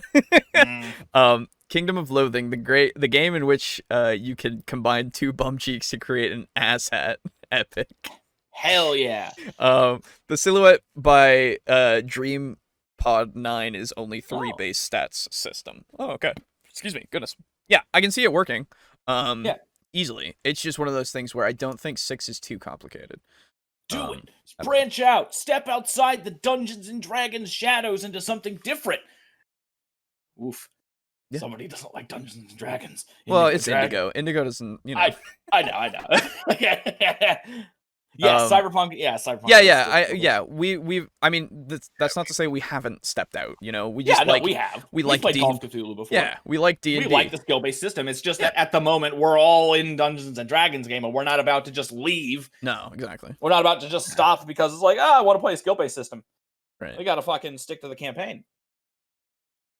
And I mean, we could if we wanted to, but I don't really care to. Like, it's not like a pressing need. Yeah, exactly. Anyway. Their attributes, you'll see them: strength, reflex, dexterity, stamina, wisdom, intelligence, knowledge, all that stuff. They can overcomplicate things to me. There are 3 real core statistics, and outside of these 3, everything is just an extension of them, and that's strength, reflex, intelligence. You know, there's wisdom or knowledge. Again, it's an extension of intelligence. Strength, well, there's stamina and constitution. You can summarize it into strength. And an example of where this has been done to excellent effect is the video game Dragon's Dogma. Dragon's Dogma begins with 3 character classes, each one based off an ability. Strength for warriors, fighters, whatever. Reflex for rogues, you know, people who use either bows or daggers and things. And then you have the wizards or clerics who use the intelligence. And you don't lose anything. All the archetypal characters are still there from our favorite fantasies. And they're all based off those 3 attributes, those 3 abilities. Okay.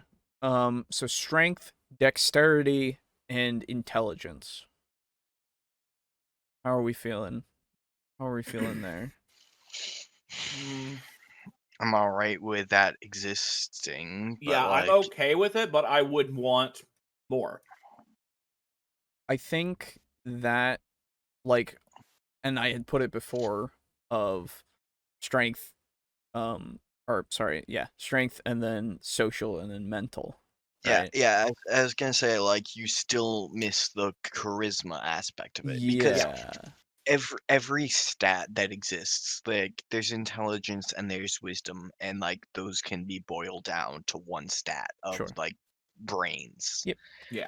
And you have strength and you have constitution, Mhm. and those can be boiled down to, like, say, body. Yeah. Yes.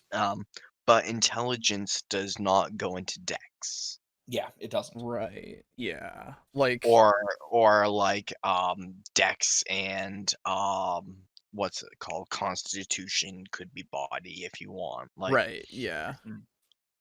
you know, like there's got to be brains, body, social interaction.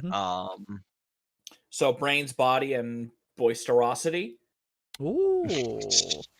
If you want to go for the alliteration and well, I mean, you already got body and brains. We got to keep this shit going. I don't know, though, because boisterous, like, most people think of that with a negative context. That's true. That's true. That's why it's not boisterousness; it's boisterosity. Like monstrosity? Oh, okay. Yeah, good Yeah. idea. Yeah, so I think honestly, yeah, so I would change my thing from strength to something like body, like you said, because it's Yeah. not just your strength, it's just Mm. everything you can do physically. So physical, mental, social. That's what And you like social can also include things from like other editions, like cool, for instance. Yeah. Yeah. But I think the Like problem with that is that you're still missing out. Like, so physical. Oh, you went physical, mental. Oh, right. Never mind. My bad. Yeah. so So we have for the record, I like pre D&D 5e D&D. Fair enough. Yeah. Listen, WebMD put it well. D&D may not be everyone's favorite, but it's most people's second favorite. Yeah. People forget charisma isn't just physical appeal, but also social. It's why something as fearsome as a pit fiend can have such persuasive command. Yeah. Oh, absolutely. No idea what a boisterous monstrosity is, but I want to fight it. God damn it. Make me make that enemy, aren't you? yeah, Devils and Dice next Yeah. Thursday. Tune in. God damn it. Right. Then, of course, they goes a step further by having crossover classes. And so there's another 3 classes that are each of them a combination of 2 of those abilities. So strength and reflex, that's an assassin. And they're like, you have intelligence and reflex. That's like a magic archer. Then you have intelligence and strength. That's like a paladin kind of character. And it works beautifully. You don't need to overcomplicate things. And even in combat, where they say only people with agility can use these weapons effectively, that's dumb. If someone has a lot of strength, they can throw that in there as well. But the trade-off is that, well, if you don't have strength, you can use reflex equally well with small weapons. So stupid! What? You think reflex isn't going to come into play when you're using medium weapons or large weapons? Of course it will. If you have high reflexes, you're going to get a bonus in combat anyway. And interestingly, the exact same thing applies for intelligence. Intelligence, if you're smart, if you can predict the opponent's moves, figure out how to counter them right, that's all intelligence-based, you're going to get a much greater advantage in combat through using, your own intelligence, your smarts, with any type of weapon, small, medium, or large. And so to me... So, I have to say, for this, I understand what he's saying. Yeah. Everything is used in a specific combat if you're going to be using a sword and such, but Yes. I think that's already applied, right? And I know there are restrictions to certain classes based off of whatever they have. Sometimes it's stat based or whatever. But I think the checks and balances in place are there for kind of a reason. In order to make it so, like, okay, for a fighter can use anything, right? A fighter can use any kind of weapon they want because they are a fighter. They can even go into magic with 5e specifically. They can even go into magic. In Pathfinder they can also go into magic, I assume. It's been a while since I looked at the archetypes, but I'm pretty sure there's something They that can you go into. They can go into magic with Eldritch Knight or into Psi with Tasha's. Yeah, exactly. There's a lot of things that they can do there, and that's just an extension of how your character is, right? Like however you have set up your character stats, the intelligence is there for them to get that, and then that means that they are a smarter fighter as well. Even if you don't have that, with something like Battlemaster, you are using tactics to use your superiority die in order to have a tactical advantage in the fight. And even without that, outside of mechanical things, I would argue that you should be able to do these kinds of things at your DM's discretion in a lot of cases. Maybe not with the same finesse as somebody who is trained in tripping somebody through their Battlemaster stuff, but they can attempt it, right? And like I understand that he's trying to appeal to everything everything uses everything, no matter what it is. And if you have the restrictions there in place because you're not strong enough, or you don't have enough reflexes, or you have more than that and not enough of another, like, then it's a little silly, in some cases. But at the same time, I would say, oh, I take my sword and I shove it real hard into a guy is much different than I'm dancing around them and I'm cutting in between their armor, like aiming that shit, right? With my precision that I have from my dexterity. So I think it's still having a called shot, so you're still gonna take a -4. Oh, absolutely, I understand that. I'm totally fine with that. But at the same time, it's we actually talked earlier in the podcast about how, like, we've all heard the different variations of "I cut off his head" right, yeah. from people thinking they get Vorpal strikes for free, and Yeah. not realizing that I'm just going to add +4 onto their AC, and I say, "Go for it." Yeah, right. Exactly. And then they miss, and I go, "Huh," and then they go, "Wow, this thing's impossible to hit after nat 20," and I'm like, "Yeah, you do when you go for their head. Yeah. You'll insta-kill it, but" right.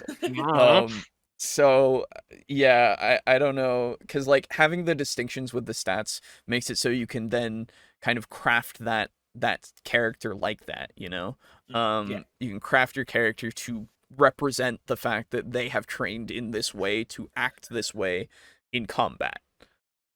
Whereas if you just have physical, social, mental, you have to flavor it more so.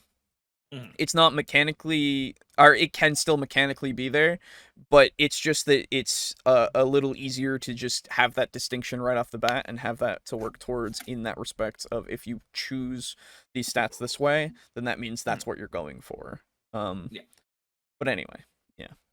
Not to mention, like, all these things that he's saying, that all these things make sense and apply, and I agree. However, it is still a game, and you have to have people who are good at some things and bad at other things. Yeah, I think specialties should exist. Yeah, because otherwise because here's the thing. It's either you have people who are good at some things, bad at others, or you make it a skill-based system. Right. Where everybody is kind of equal, as long as they put the points into that skill. Right. That's the thing. Totally.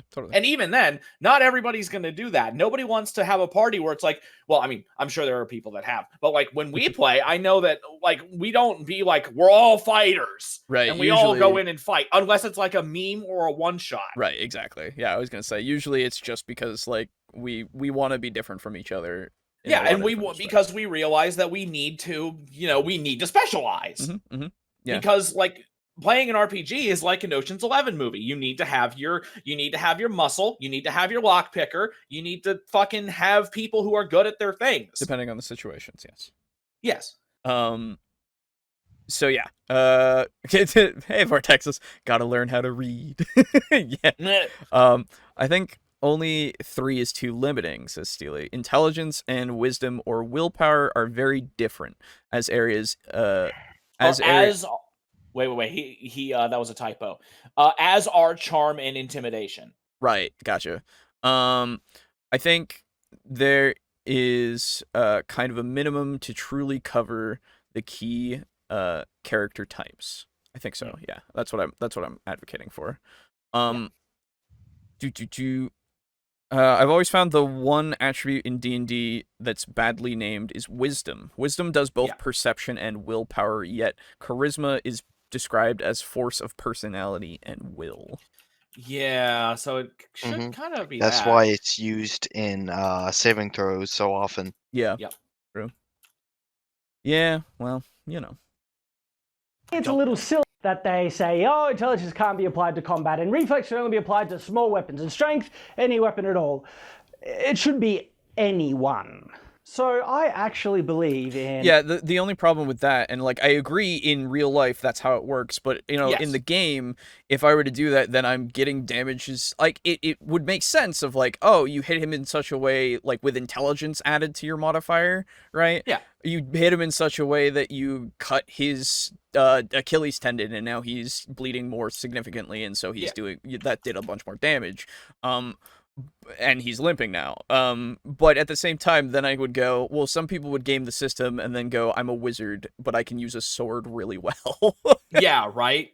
Right? So that's why you have to have those distinctions until because again, it's a class-based system. Yes. So you have to have that. The issue is that the systems for D&D at least and Pathfinder is they are class-based, and those things need their restrictions in order for the classes themselves to be special enough that they stand out from each other.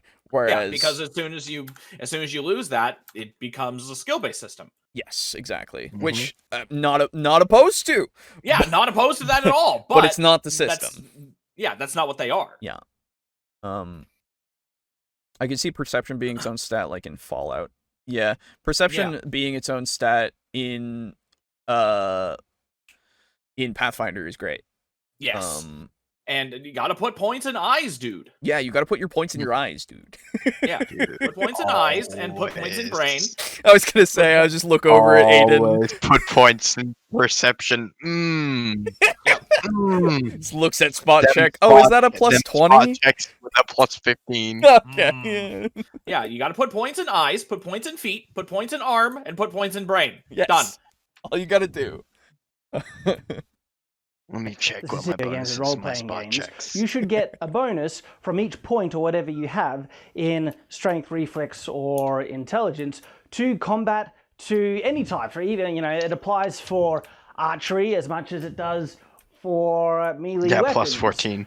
You've got greater strength, you can pull back a larger poundage of bow. And on that note, look at some of the English longbows. You need a massive amount of strength to pull those things back. Their poundage goes up to huge levels. Their back muscles would be incredible to get that draw weight is draw 100 on those pounds bows. usually. So yes, strength can apply very much so to archery. And that's why there are strength bows. Yeah, I was gonna say, like, I agree, Shad, and we all agree with it because we know the world, and like, they have that system in a lot of TTRPGs. Yeah, because like that's always what I want to do with like orcs and ogres. They use fucking strength ranged weapons. Yeah, they fire fucking bolts off their bows instead of arrows. Yeah, it's fucking awesome. Exactly. And often more so, depending what bow you're using. Intelligence can apply to archery as well, predicting where the person is going to go, trying to calculate wind pressure conditions and such. Well, what about magic? Can strength be used for magic? Well, it could. If you consider that the magic is coming from the person's physical strength, this is very much like where a lot of Eastern, Eastern fantasies and traditions where they can do these phenomenal supernatural things through intense martial training. We've all seen Dragon Ball Z and stuff. Oh, it literally says. Is creating clothes in episodes. He gives Gohan a set of his own clothes by doing this zappy thing from his ki. They're treating ki just like often we treat magic in Western fantasies. So but there is magic in Dragon Ball. Well, that's what he's saying. He's saying that's no. There is actual magic in Dragon Ball. Bobbity. No, I understand. There are multiple magic systems in Dragon Ball. Let's be fair. Okay. Let's be fair. Just making sure. No, I know. That's what I'm saying. Like, I'm the Dragon Ball nerd. Sorry. I know. And that's why I'm saying I know enough about Dragon Ball to go, yes, there is more than one magic system in Dragon Ball. Okay. It's the intelligence base and the strength base. Yes, exactly. That's exactly it. In fact, and so like again, I agree. Overall, if you make your system like this, then that's cool, right? Yeah. But you gotta just. we all want our buff wizards, Shad, but even you were pushing it. Hey man, you gotta rip your robe off and reveal all the tattoos on your body. That is your spell book. Yes. Aiden. Why did Muscle Wizard never fire a Kamehameha blast From because his I nipples, just specifically. because I didn't have that spell yet. Okay. Did you ever intend to? Of course. Okay, There good. you Just go. checking.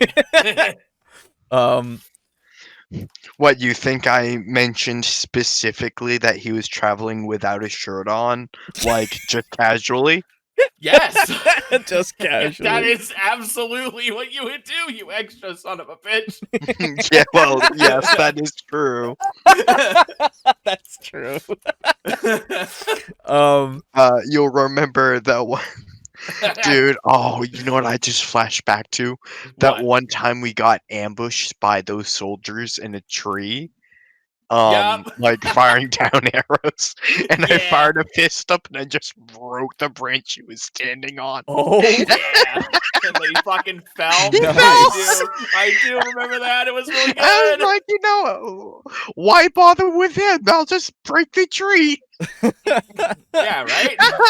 Fuck your AC. I'll just hit the tree. Shit AC. It has an AC of 10. You have an AC of what? Like 20? there you Or go. we're using THACO, but Yeah. Oh man. So he had an AC of 1. Yeah. Some shit. Who knows? I've seen a couple of OSR games swap out wisdom for awareness and willpower. That's fair. Yeah. Oh. Yeah, absolutely. Again, gotta learn those hard reads. Also, I cast punch. Yes. Yeah. There yeah, you go. dude. Cast one punch fist. Exactly. Yeah. You might, if you are a denizen of the internet like me, you'll be familiar with a webcomic that says I cast fist. Yes. And that was the inspiration behind Michael Conley, my muscle wizard. Also, yes, Michael Conley may be the man's man meme. It's true. Like you know, the man standing in Yeah. the boxing pose. Yeah. Holding up, put up his dukes, dude. Yeah, was him. his name is Michael Conley. Is it actually? I didn't Yeah. know that. That's Yep. great. Yeah, that's why I was That's why you like, named him Michael that. Conley is a muscle wizard. Nice. Good job. And in his details, I was just like strong. Yeah. I remember seeing that. Oh god. It was a good time. It was a fucking good time. Oh my god. What happened?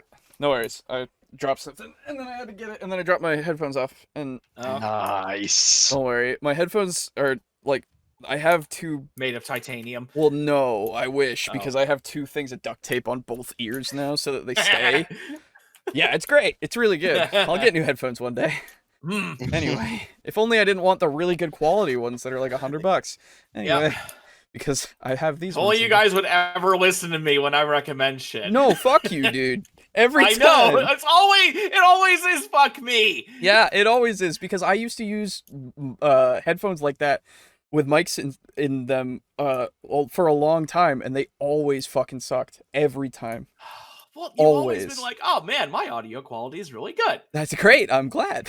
Then why would you try it? Because I have a fucking microphone right now that I'm using that isn't connected to my head.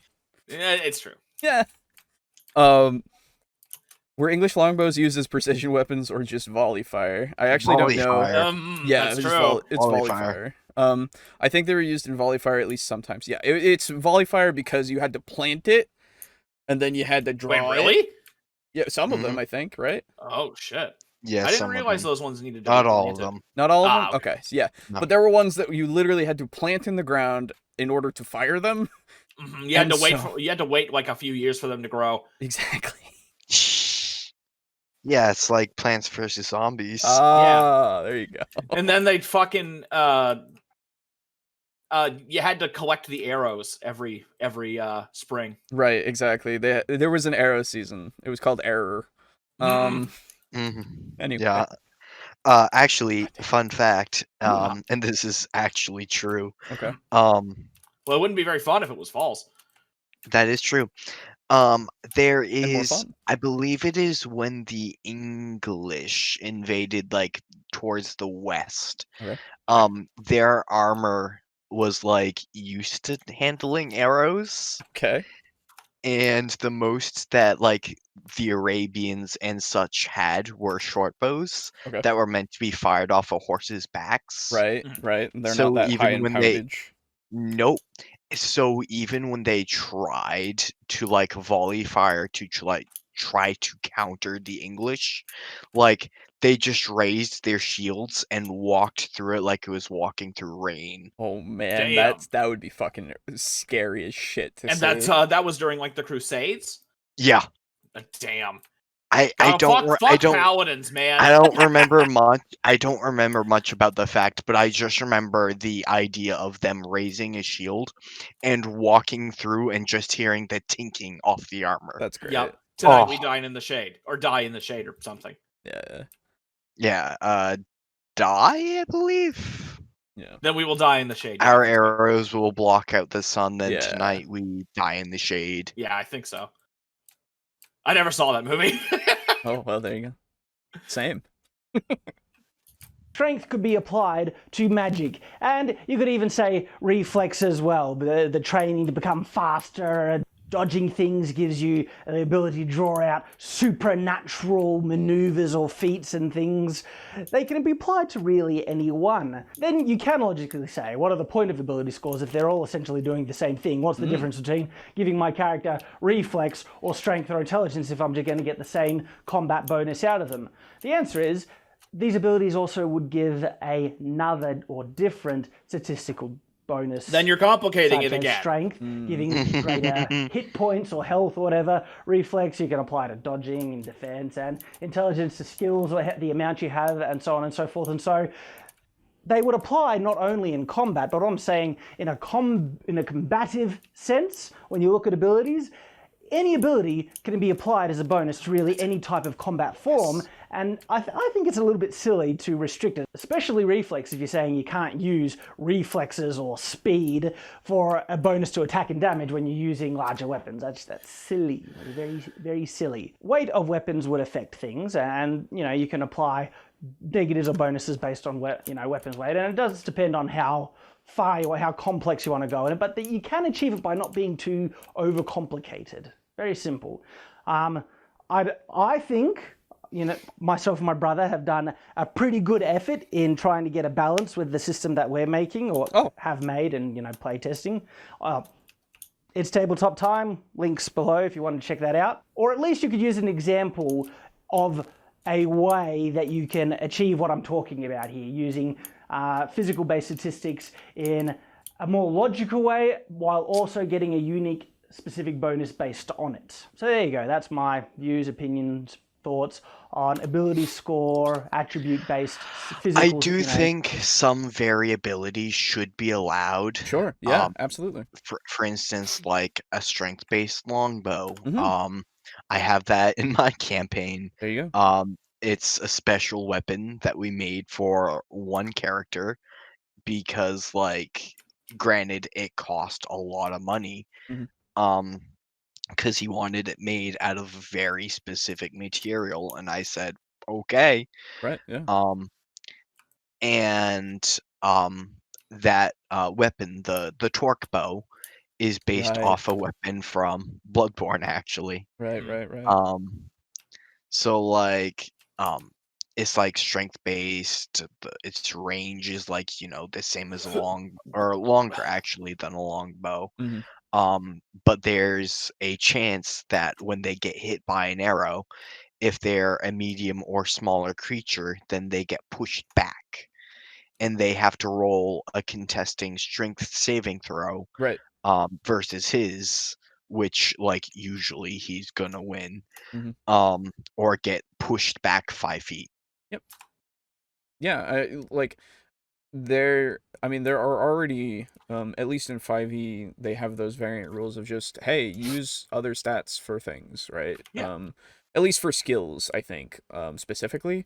But I don't see why you couldn't make it so that other weapons do that you change up how, like, the requirements of some things. You do add in weight, like he was talking about at the end there, that he just briefly mentioned. Add in weight to the system in order to get a flat damage bonus, maybe, so that it makes it more deadly, and more realistic in that sense. Of like, you don't want to get hit by a sword. It will hurt. It will hurt. So I like the ideas. I definitely do for that kind of stuff. But for stats themselves, unless, like we've said, unless you're going into something that is a lot less class-based, Mhm. then you kind of need more in order to make those classes themselves unique, since they have to work off of different stats. Yes. Or similar stats, but in different ways. Mm. So yeah, that's the first video. Not bad. It's not a bad video. It's just I Yeah, wanted to it's not see, bad. his opinion on this shit, and Mm. yeah, we've given our counters there. So Yes. our Our counterspell. counter spells, in fact, yes. So yeah, that's not that long, but don't worry, we have another one right here. That's gonna So, take us a fucking eons. well, no, probably No, not, that's actually. good. I watched through this entirely because I couldn't stop because it was good. Oh, okay. Oh, really? Well, it's just Good to hear. this is one of those things where it's a lot more of talking about the ideas that it gives, more so, because this is part of his series called Fantasy Rearmed. Now, it's the title itself This episode of is Realistic Implications of Monsters and Magic. Ooh. So this is a lot more about realism itself, and like how it would apply to certain aspects in fantasy in a more realistic way, utilizing this stuff. And he brings up some very good points, and I'm excited to talk about them a little bit. Cool. So Sounds like a fucking rip roar. it is actually quite nice, and it we'll get to it. Fast enough for a machine gun ball or gun fireball for says Vortexes from before. I didn't read that a while ago, sorry. How many counter spells do you even have? Like, Depends on who we're watching. yeah, exactly. That's true. That's true. So let us begin with this. Oh. Shadiversity is brought to you by the release of my debut novel, Chronicles of Everfall, Shadow of the Conqueror, which is out on the 1st of July. 2019, in case you end up watching this video like next year. It is currently available for pre-order in ebook and paperback, and the audiobook, which is narrated by Michael Kramer and Kate Redding, will be coming out a little bit after the official release date on the 1st. I've heard that this book is good. That's good. Anyway. It's the story of the deposed, presumed dead, tyrannical emperor of a fantasy world when he sets out on a journey towards redemption. For who better to fight back the darkness of the world than the one responsible for most of it? Links are in the description below for the pre-order, and if you end up watching this video a few days after it's gone live, my novel should already be released. Please do go check it out. If you love epic fantasy and grand tales, then this novel is right up your alley. So this is definitely a newer video. Yeah, no kidding. Jesus. Yeah. Greetings, I'm Shad, and welcome back to Fantasy Rearmed. Now, in this series, we try and take a look at fantasy from a more realistic or at least functional, practical perspective, trying to see what weapons would be better suited to certain races and what fantasy tropes don't kind of make sense when you just apply some real-world conditions upon them. But there is a fairly basic but important element in this idea of what would a fantasy world really be like that we haven't looked at yet, which is still pretty darn important, and that's like, what about the regular person, everyday life, the village, the town, the cities, okay? What would these fairly large elements of people's lives, which are the center points of society, how would they be affected in a more realistic way if we really tried to go through the logic here in a fantasy world that has to deal with things like monsters and magic? Now, magic can be really tough to analyze.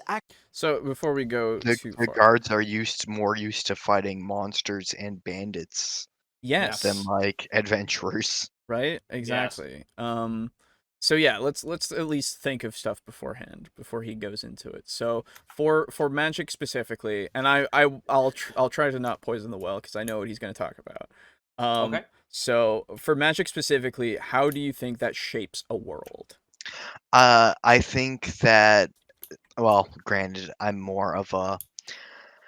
I've gone from magic in a low fantasy setting where someone's like, "Holy shit, magic!" Right. to more of a fan of high fantasy where like the average person like knows of magic, may not be able to cast it, Mhm. but like it's not a shocker for them. Right, of course. And let's Um, let's go from that standpoint of magic exists and it's not like brand new. I do think it's exclusive to those who study it usually. Mhm. So like members of a mages guild, for instance. Right, of course. I prefer, or I draw from my college experience Hmm. in that I take all the different schools of magic. Yep. And then I assign an NPC who is the head of that particular branch of magic and responsible for teaching people about it. Okay. Yeah, yeah. And then I'll say, oh, so and so is a divination wizard. They don't know much about conjuration. Fair. And so like they may be able to correctly identify a spell, probably because their arcana is high. Yep. But like, will they be able to cast it themselves? Probably not. That's fair. Magic, like the forces of our world, would be studied to shape life and raise the standard of living. Yes. Yeah, absolutely. Or be magic- hoarded and keep the standard as what it is. Magic items sold are not too uncommon. Mhm. You can find them for cheap during certain holidays, for instance. Okay. Depending on the item, of course. Well, yeah, like there's a Halloween event in Mhm. my town, Right. where like That's exactly what I was thinking of. yeah, well, yeah, exactly. Where like certain masks were the price for those were like lowered, or like potions of spider climb, for instance, so you can climb up to your friend's window and scare them. Or if you're an adventurer, you can hoard them. Yeah. Granted, the timer for each of these is not the 10 minutes, it's 1 minute.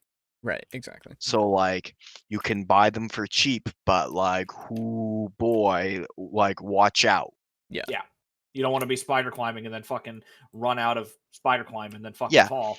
It's a whole minute, so like you can probably get to where you need to go in 10 rounds. Yes. Yeah. But you can't like climb a wall and then just stay there. Yeah. And that's sort of why I designed that item. Yeah.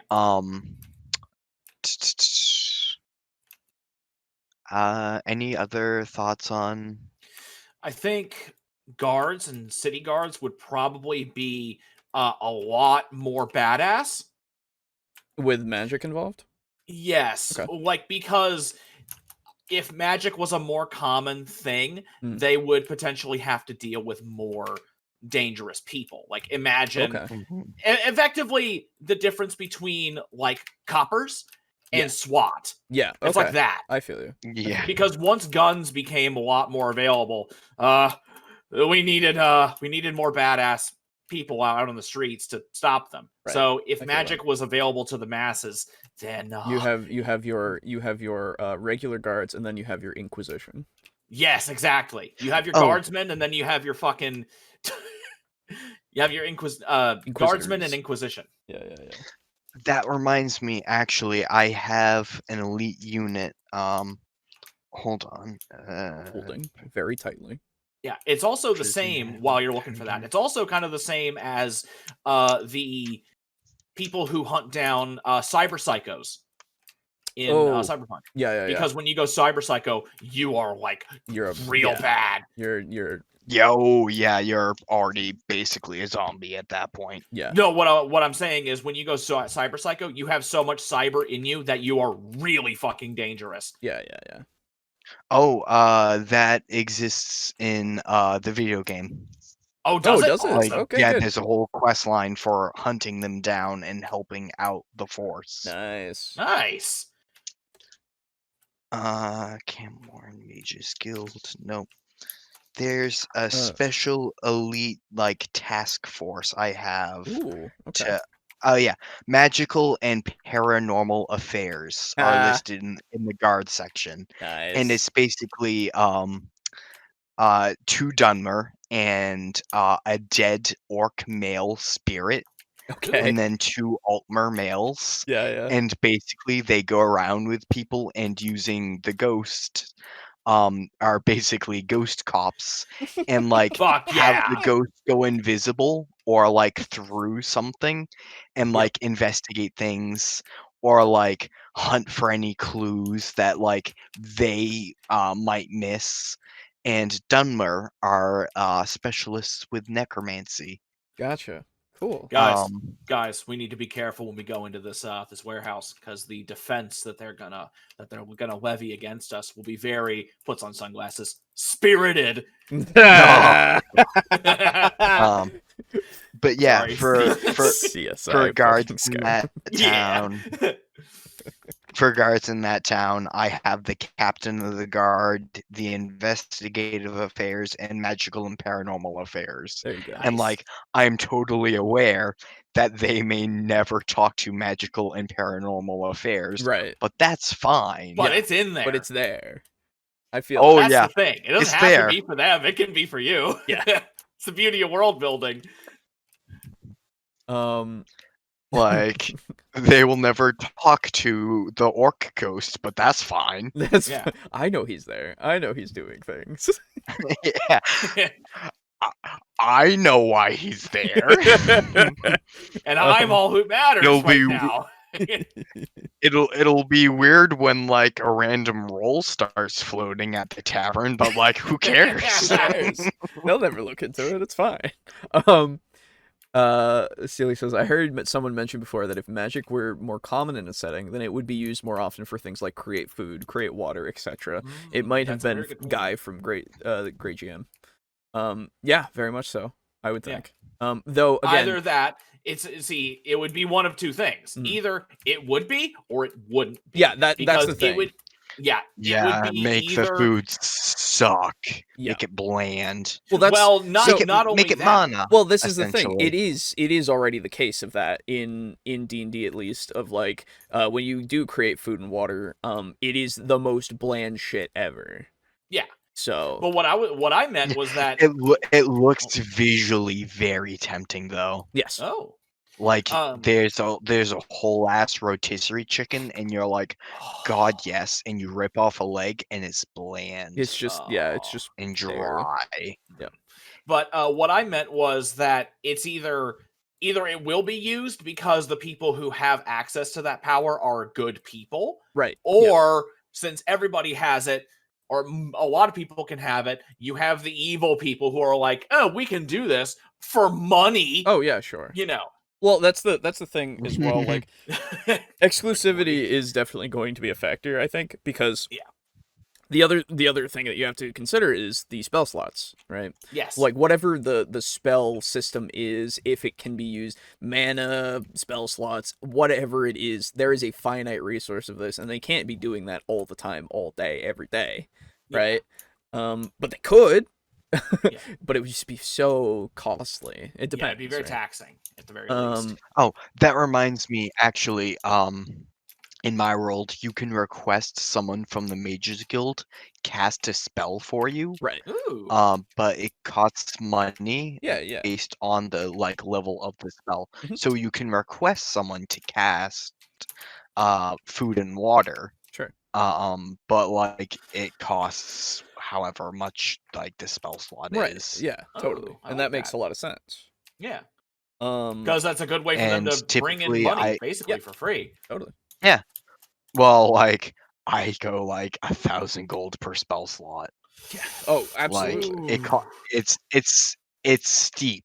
Well, that's the thing. You're taking their spell slot away for the day, and it's like, what are they gonna do, right? Like, what is their plan for the day? Will they need that? They better be worth it, right?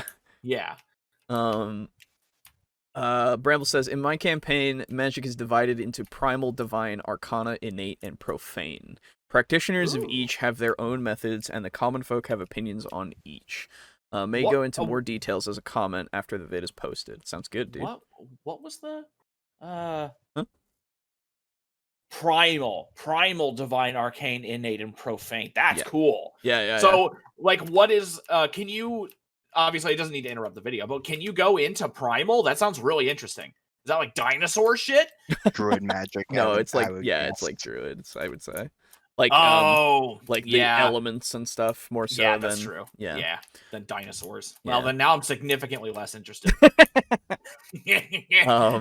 Cyber Psycho Squad. I remember that from when Spoonie ported them into Shadowrun to deal with a party that was going on a murder spree. Yeah, There you go. The water guns. You never know when something wants to destroy the town for the lulz. Yeah. Yeah, that's the other thing. So let's see what he says.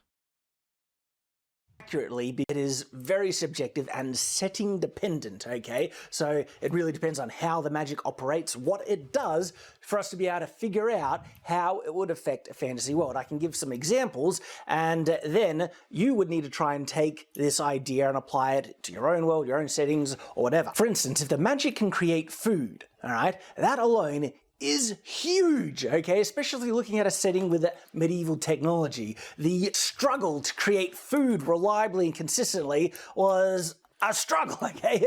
There were times of famine, and if they could turn to sources of magic to, produce food, well, that, of course, is a big thing. But if you can produce food easier through magic than through general farming, that can turn an economy on its head completely. It'll just throw chaos into the cost of food as well. And of course, this comes into the idea of the quality of food on top of it. Another thing that would just throw a world setting on its head in terms of how we look at medieval fantasy as a medieval kind of setting is if there is magical healing in this. Okay, so before he goes too far into magical healing itself. Food turning the economy on its head. Yes. The economy in D&D though is already fucked. It is. But Yeah. Like, it depends on how big an issue food is. well, so and if we're trying to go That may into, matter on the town. Yeah, exactly. That's true. If we're going for more realistic stuff, right? More realistic standpoint, we have to assume the technology. It depends, of course, on the world itself. But if we're going for stock standard fantasy in a box, right? Yeah. You have peasants, you have farms, you have all that kind of stuff. It is true that it would be more reliable than the farms and also be right there, Yes. like you could just have access to it. Now, like you were saying before, and like I agree with, it would cost more, I think, because of these people that have this power. They could do it for either free for charity if they're good people, or they go, even if they're not good, like even they could be good people, they just need money.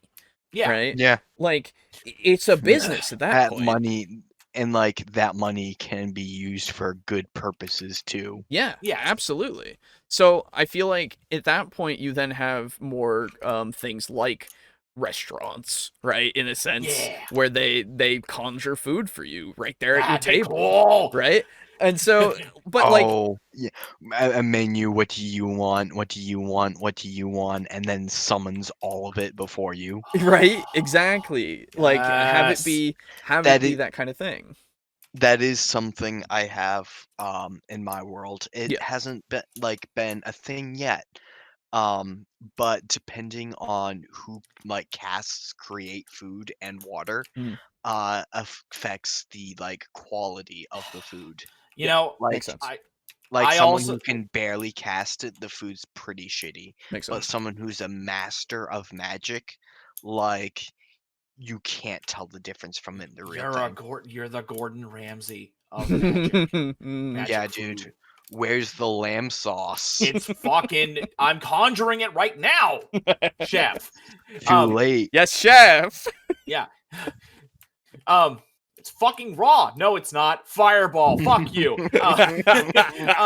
My thing is that I have something that I want to do with that, but it's in my material world, so I can't fucking talk about it. So I'm fucking mad. That's unfortunate.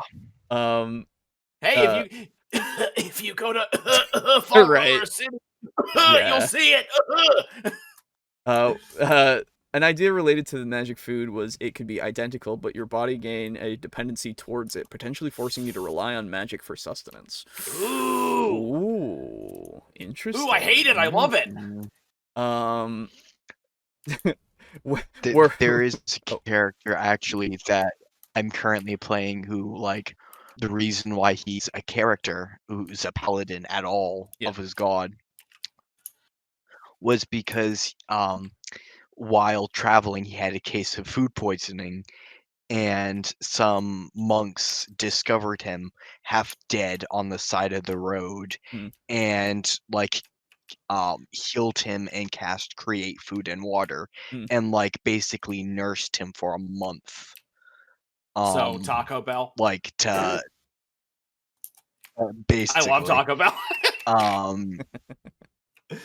but that was how he became a priest and eventually a paladin of Lathander, and became trained as a mortician. Nice. Gotcha. And then became a scary motherfucker. He's just really bad at representing himself. Bramble says He's a nice guy, I swear. Okay. Bramble says, "Worry not, boo. Dino representation will now be in the works." Yeah, dude. The fucking- powerful dinosaur, the rhinoceros. That's not a dinosaur. Shut up. There's a woolly rhinoceros. Yeah, sure. Dinosaur. Fucking make a spell that's like you summon a stampede of dinosaurs. Like, you remember the fucking it's like Yoshi's fucking Final Smash, the fucking Yoshi Stampede. Yeah, now yeah. it's a stampede of fucking something like that. Back in the day, yeah. Magic food. Sorry, fight. I don't mean to fucking No, you're tell good. you what to do. Oh, okay, yeah, that. Just fucking around. Also, all the repercussions related to an all magic diet. Yeah, true. Yeah. Now I'm imagining a magically equipped army in which all the soldiers are issued create ration ones, 3 casts a day, plus a pack of smokes. Dude! There you go. Yeah. Dude, can we go to Nom? Right, exactly. Fucking Fortunate son, but it's D&D. yeah. Fortunate. Fuck. What would it be? That's still fortunate son. Yeah, it's still fortunate son. Fuck.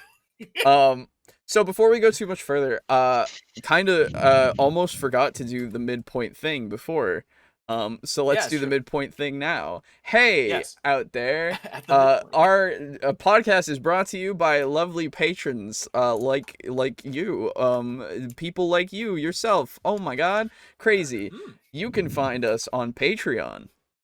In fact, if you search TableTalk, not Table Talk with a space in between. No. TableTalk. Instead of doing that, you gotta fucking start putting it up as like a text thing. What do you mean? So like you can find us at TableTalk, and then the actual way you type it in appears in text. Hey man, it's already there as text, okay? The fucking the logo and everything, it's not spaced like there's a space between TableTalk. It's true. Come on. It's just evenly spaced because of the way that it is. Anyway, so telling me what to do, you fucker. Yes. I don't have 1/3 the input here. So we are brought to you by Draco Kusagi at his tier 3 of table flipping. Unfortunately he had to leave early, but he's still flipping tables wherever he goes. Everyone knows it. Slazer, also at that tier 3, flipping them tables, getting pumped. Steely as well, been in the chat, hanging out, flipping the tables when they need to be flipped. Drake only Cross, when they need. of course, only when you need. Drake Cross as well, the second tier of flipping those tables. Mog Zero joining him. Maybe they're flipping in tandem, one to the other. Who knows? Oh my god. Back and forth. Yeah. We have double table flipping all the way across the sky. What does it mean? Means we're making money. Then we have Chris, tier 1 table flipper, still flipping them tables, but becoming an amateur table He's flipper. in training. Yes, exactly. Frozen Spaghetti as well, tier 1 table flipping, and Kill Chrono, also at tier 1.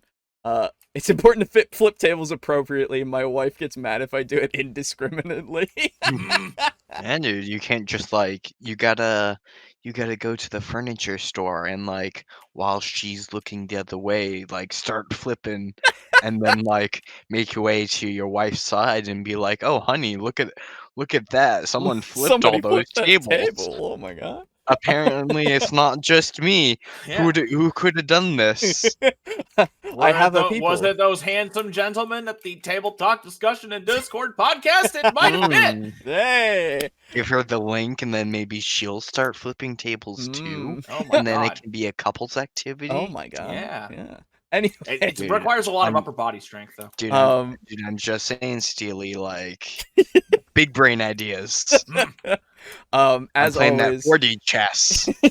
as always, like we always say, please Yes. only donate if you are financially you can. able to. Think Yes. of yourself first, be financially responsible, all of that Mhm. shit. Yes. But we appreciate it nonetheless. You guys are great. Also, financial shit, if you are able to, we have Table Talk merch on Public.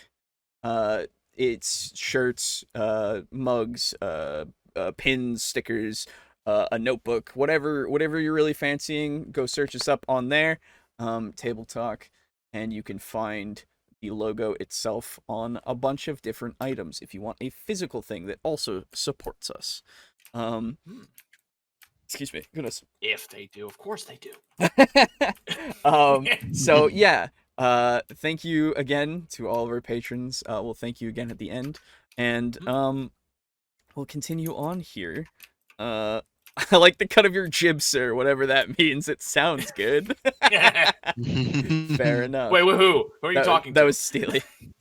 Steely who? talking to us, I think. Oh, okay. Well, he Yeah. said sir. That only implies one. Oh, true.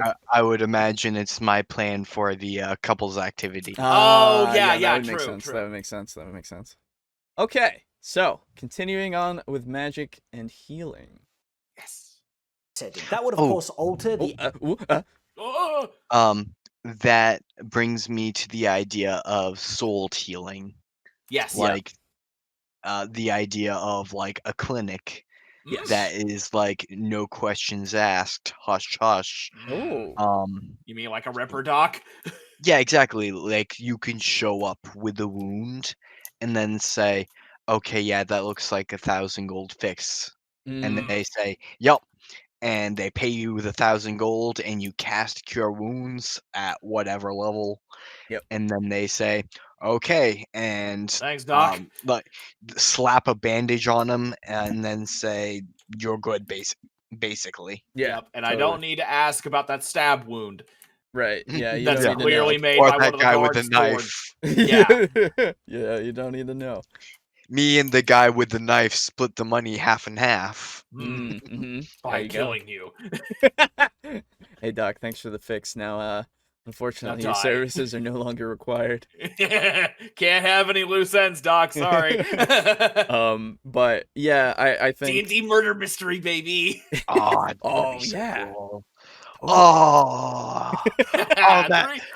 That may have made its way into my campaign. There you go. Fucking 3 words, baby. Oh, but who would kill a healer, they ask, while not knowing the truth. Right. Yeah. Oh. You're welcome. See, this is the great stuff that comes from watching these kinds of things. Yeah, it's You great. think about it a little bit, and then you go, oh. Anyway. is if magical healing in the setting. That would, of course, alter the average length of life in a very big way. That means a medieval setting would have to deal with, like, generally higher population growth. How do they take care of their elderly? Because they'll have a much higher elderly population if people aren't dying so often at a younger age. Hmm. For instance, a good example in how magical healing affects the society of a fantasy world pause is real quick. actually an So something actually that I've been thinking of recently Mhm. and like just kind of like ruminating on Sure. is how does having the presence of a cleric in a society affect birth rates? Because like dying in childbirth was something that was not too uncommon, but when you have Oh. someone that can like heal traumatic bleeding, True. like or when you have someone that can cast Revivify, or like 1 point of Lay on Hands, and Or they Spare know the Dying. Yeah, Spare the there you go. Dying. You don't even need to waste a spell slot. Yeah, Yeah. like that you avoid so many issues with that. Yep. Yeah, totally. I actually didn't think of that at all, because like I was originally before you said spare the dying, I was thinking like, oh, you would only be able to do it so much, and if there were clerics that were around enough, right? Paladins. Or Yep. paladins, yeah, paladins as well, right? You could only do it so much depending on how many of them there are in a certain section of place. But then you said spare the dying, and I'm like, oh, wait a minute. Now we have Okay. magical midwives. Yeah, we. It's true. Now Oh it's a my fucking God. sitcom. God damn it. Magical midwives. No, like, oh my God, no, that's true, because like it doesn't take much to get to a point of knowing a cantrip. Yeah, Right? like that's fucking basic shit. They Yeah. teach that in fucking Magic Elementary Well, school. sometimes you don't even need it to be taught too much, right? You can figure it out pretty easily. You can just read a book. Yeah. That's the other thing. That's something we haven't touched on. The fact that if magic were available, if it was commonplace, so it would be so easy to learn. Now it Yeah. might not. Now, Maybe. well, here's the thing: learning and expertise are two different things. Sure. You can learn how to play a guitar, but that doesn't mean you're good. Yeah. Right. That's true. So the knowledge would be available. Yes, I think So so. books like cantrips would be commonplace. It'd be crazy. People would be so goddamn annoying with prestidigitation everywhere. That's how you would tag shit. Yeah. Dude. Oh, totally. Yeah, that's the gang Oh, signs. dude. You just fucking tag them up. But But- like also like The tag going horse and going carriage back dude. to our Lay on Hands thing. Right. Yes. That's equal to your paladin level times 5 in D5e. And like speaking as a 6th level paladin, that's 30 hit points. Yeah. Yeah. That's a lot of like healing the baby, Yeah, that's true. Like, bringing it back to 1 hit point. And fucking if a cat has like 3 hit points, man, you can do that for a baby. They got like, damn, they have shit hit points. yeah. Dude, even if the baby's organs are wrapped around itself and like it can't breathe, Yeah. you remove like the organ and then slap 1 point of Lay on Hands. Yeah, Oh, right? totally. And then Absolutely. like Go do the RoboCop. do the next step in the surgery, 1 point Lay on Hands. Yeah. Because like that's all you need to do is restore them to 1 point. consciousness. Yeah, stability. You just gotta stabilize them. And honestly, it's a baby anyway. Like it's gonna have 1 hit point anyway. Yeah, totally. Yeah, Yeah. that's true. Well, here's the thing though. Don't do 2 damage or they're dead. Yeah, exactly right. But that's what don't Spare hit the the Dying baby is with your for. sword. Huh? Yeah. Don't hit the baby with your sword. Yeah, so I think it's one of those things where because of it, so people would want to learn it. That's the thing. Yes. I don't know if everybody would have the ability to figure it out, because if you think about it, I think it would actually drive the increase of trying to learn how to read. Yes. At least read arcane writing, like runes and stuff, depending. So high gothic. Yeah, so high gothic. Or increase the DC if they're not good at it. Right, exactly. Like that kind of then makes the peasants kind of removed from the people that actually get to it, because like maybe they just can't figure out how to read, or it's just something they can't. I don't know, but I feel like enough time anybody could figure it out. Like you can teach people how to read. Like so it's one of those things that I can see it becoming something that just blossoms into, why wouldn't everybody know magic? So then let me ask you this then. Kind of as a somewhat extension, or at least an extrapolation of this. If this is how you guys feel about magic, what do you think about alchemy and potions that do all these same effects? And yet there's usually only like 1 or 2 alchemists in a town. I I view it the same as chemistry. Not everyone like most people don't know chemistry. Right. And I view it also with Speaking as a chemist myself, Yes. Yeah. like most people have neither the hardware nor the knowledge. Yeah. Now, to be fair, in D&D, most alchemy is effectively boiling shit in water. Well, this is my Is it? take on that, is just the scarcity of the requirements, right? However, if you have alchemy that has potions and shit like that, Mm. do you think that wouldn't drive up the demand? You'd have people doing I jobs would. all the time. No, to go I look would. for- This is the thing. It would drive up the demand, sure, but what I'm saying is, depending you on can how sell the ingredients too. That's true. Yeah. Because if it's a plant, it has time to grow. Exactly. And shit like that. So then, how about farming and greenhouses? Well, You obviously think that would spur that? Yeah. Oh, obviously. It then it trickles down to every kind of a thing that we need in order to make that sort of sustainable, right? It makes it so that people then learn how to grow these things, and if they can't, they try to find a way to maybe settle somewhere so that they can grow these things, and then that becomes their export, right? And then they get money. We're from making that. an entire economy right now. Oh, you guys. absolutely. That's the basis, because magic changes the, like he said, it changes the economy. Also means, Yeah. well, firstly, that's assuming that those herbs can be grown. Also true. Yes. And don't like what's it called in the Lord of the Rings where Appelas. Yeah, that weird shit. That's a weed. We feed it to pigs. Oh. Nernroot. Yep. No, that's Skyrim. Yeah. I know what you're talking about. I know what you're talking about, though. Yeah. It's the silver something, right? Yeah.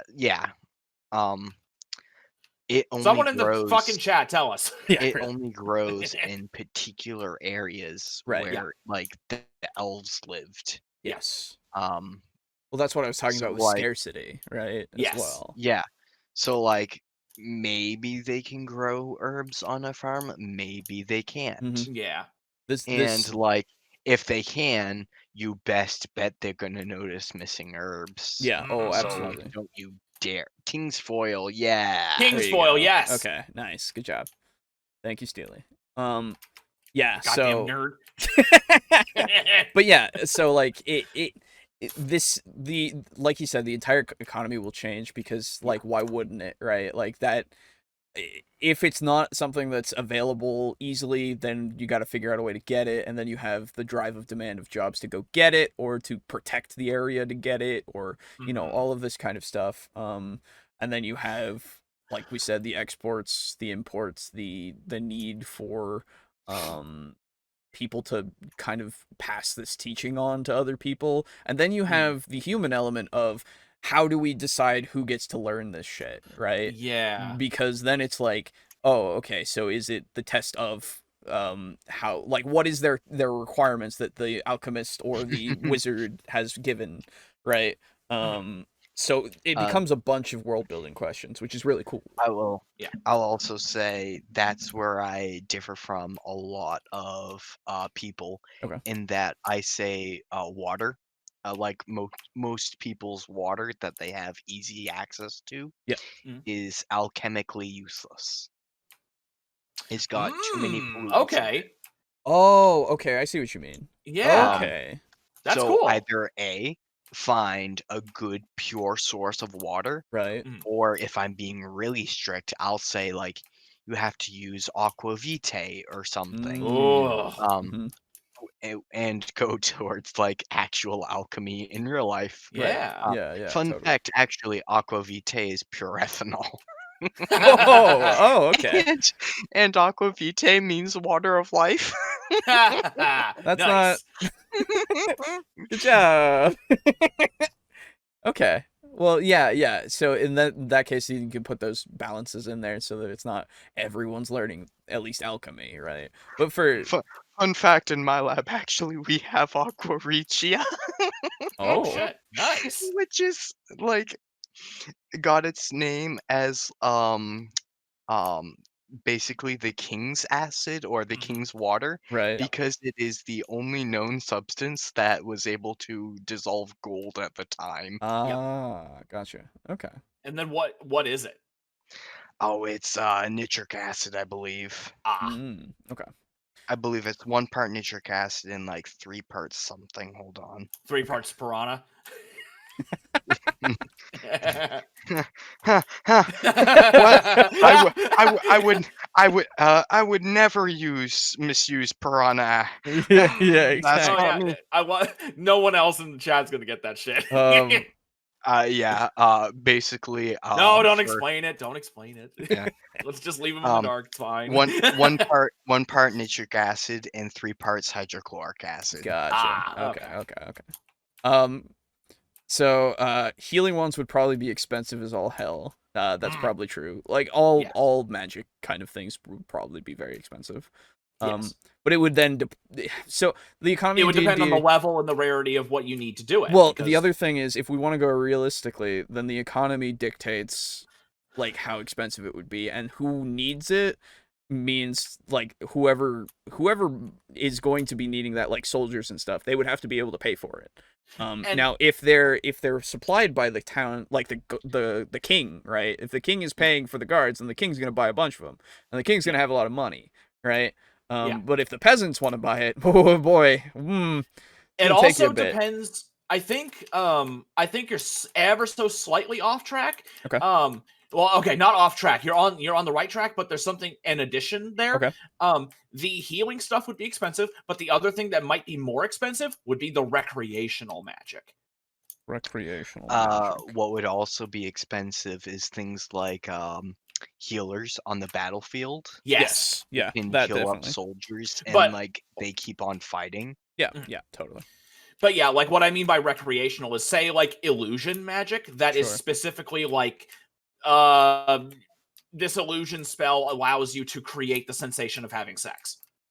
Yeah, Something I like mean, that. sure. Yeah, it then goes into the kinds of drugs. Then you start getting drugs and shit. Well, I mean, drugs. you would already have drugs and stuff, but this is the magic drugs, right? And then, Yes. yeah, absolutely. I And so- 100% agree. But what I'm just saying for regular economy people. Oh, okay. Right. Yeah.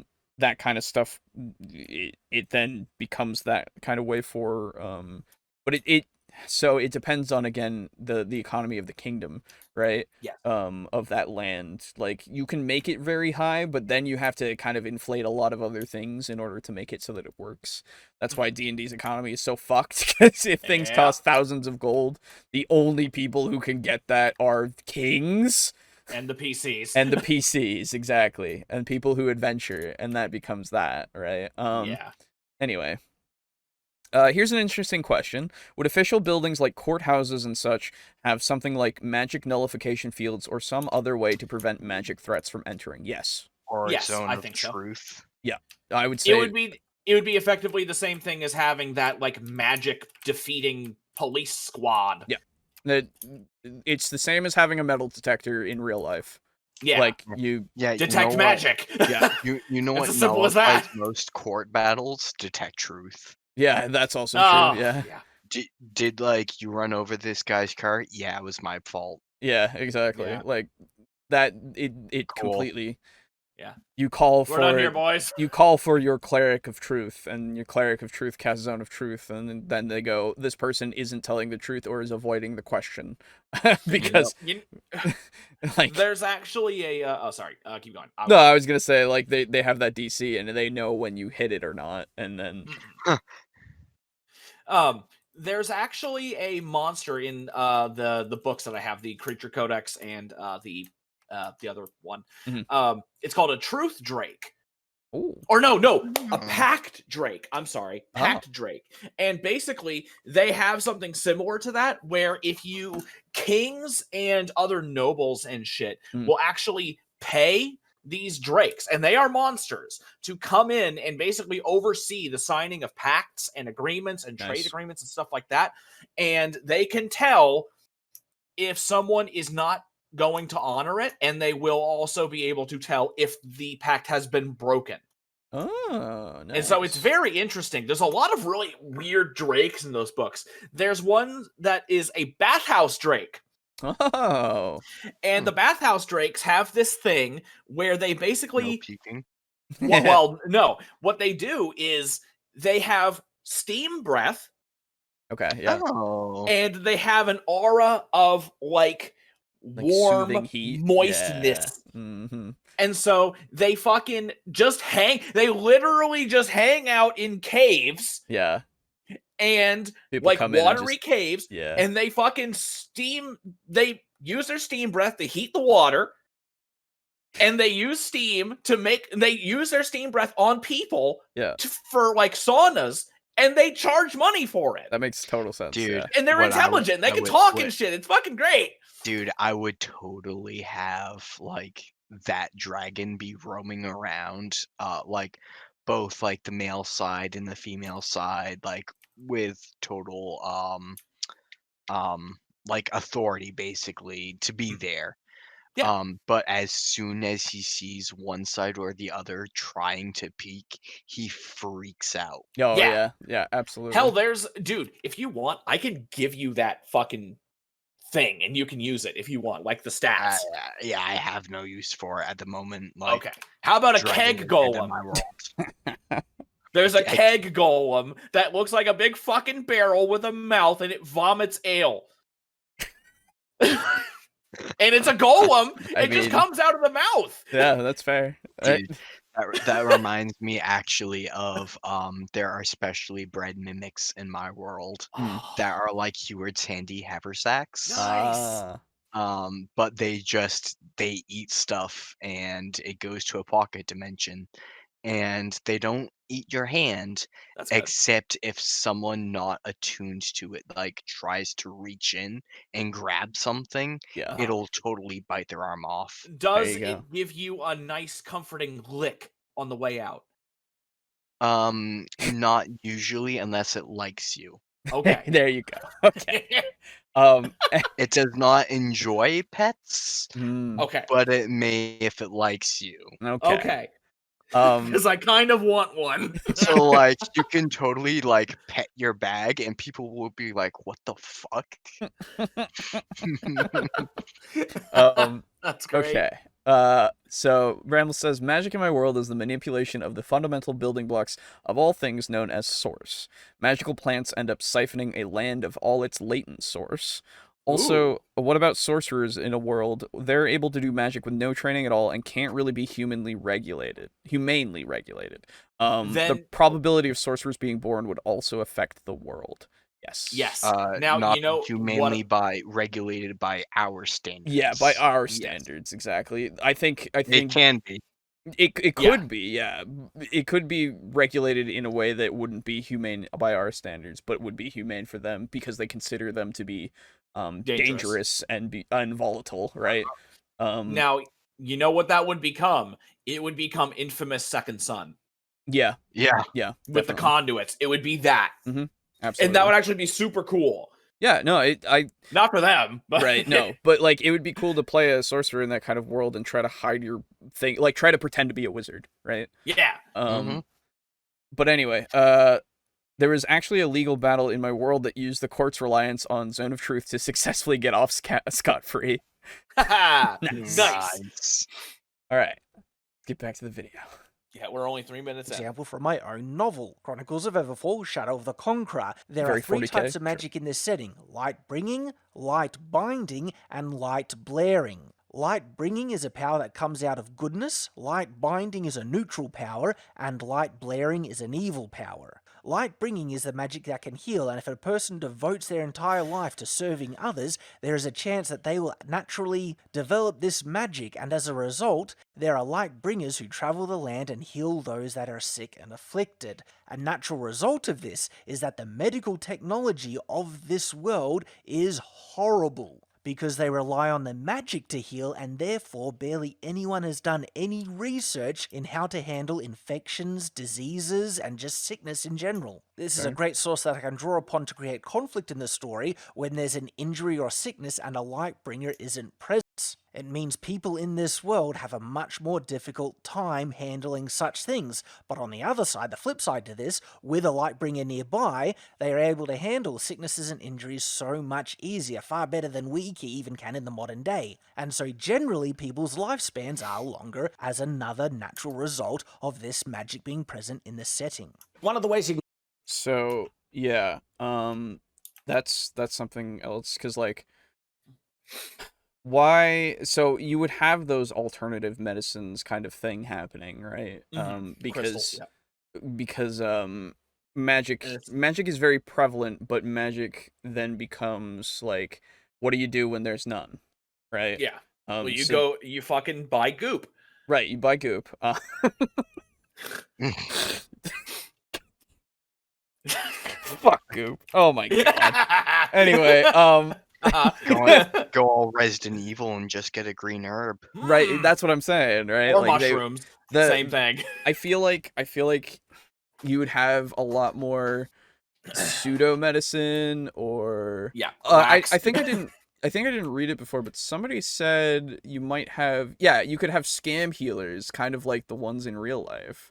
Yeah. With the amount of healing there would be, like some people could claim to be healers and Yeah. like scam Snake people. oils. Yeah, you would have snake Yeah, oil Snake sellers oils. and all that. I don't know if that's a jab against like actual doctors or like a jab against people selling snake oil.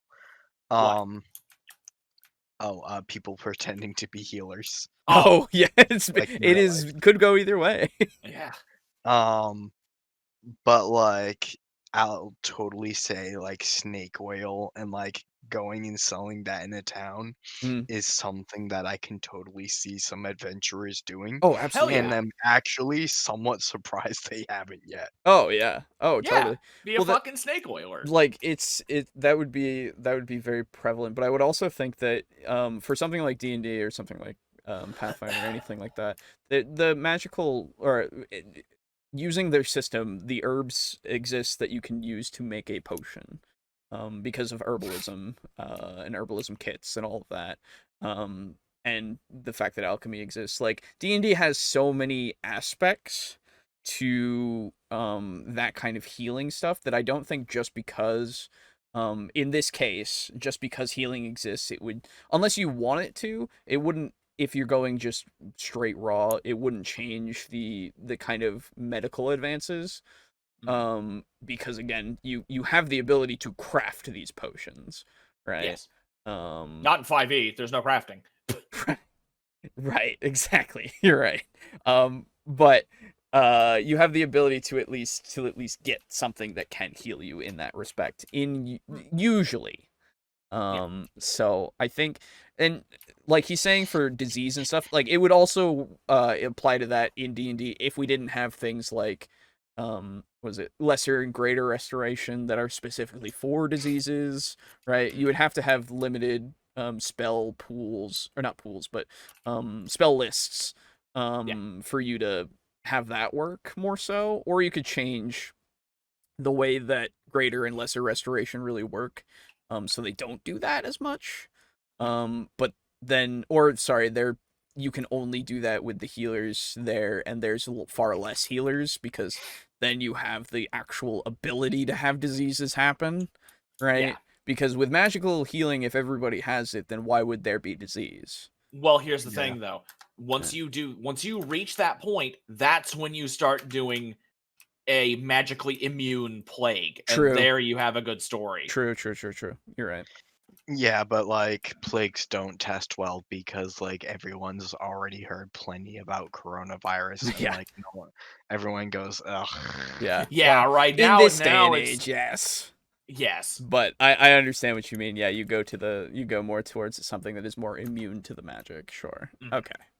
Or a designed plague, I suppose. Oh, okay. Yeah.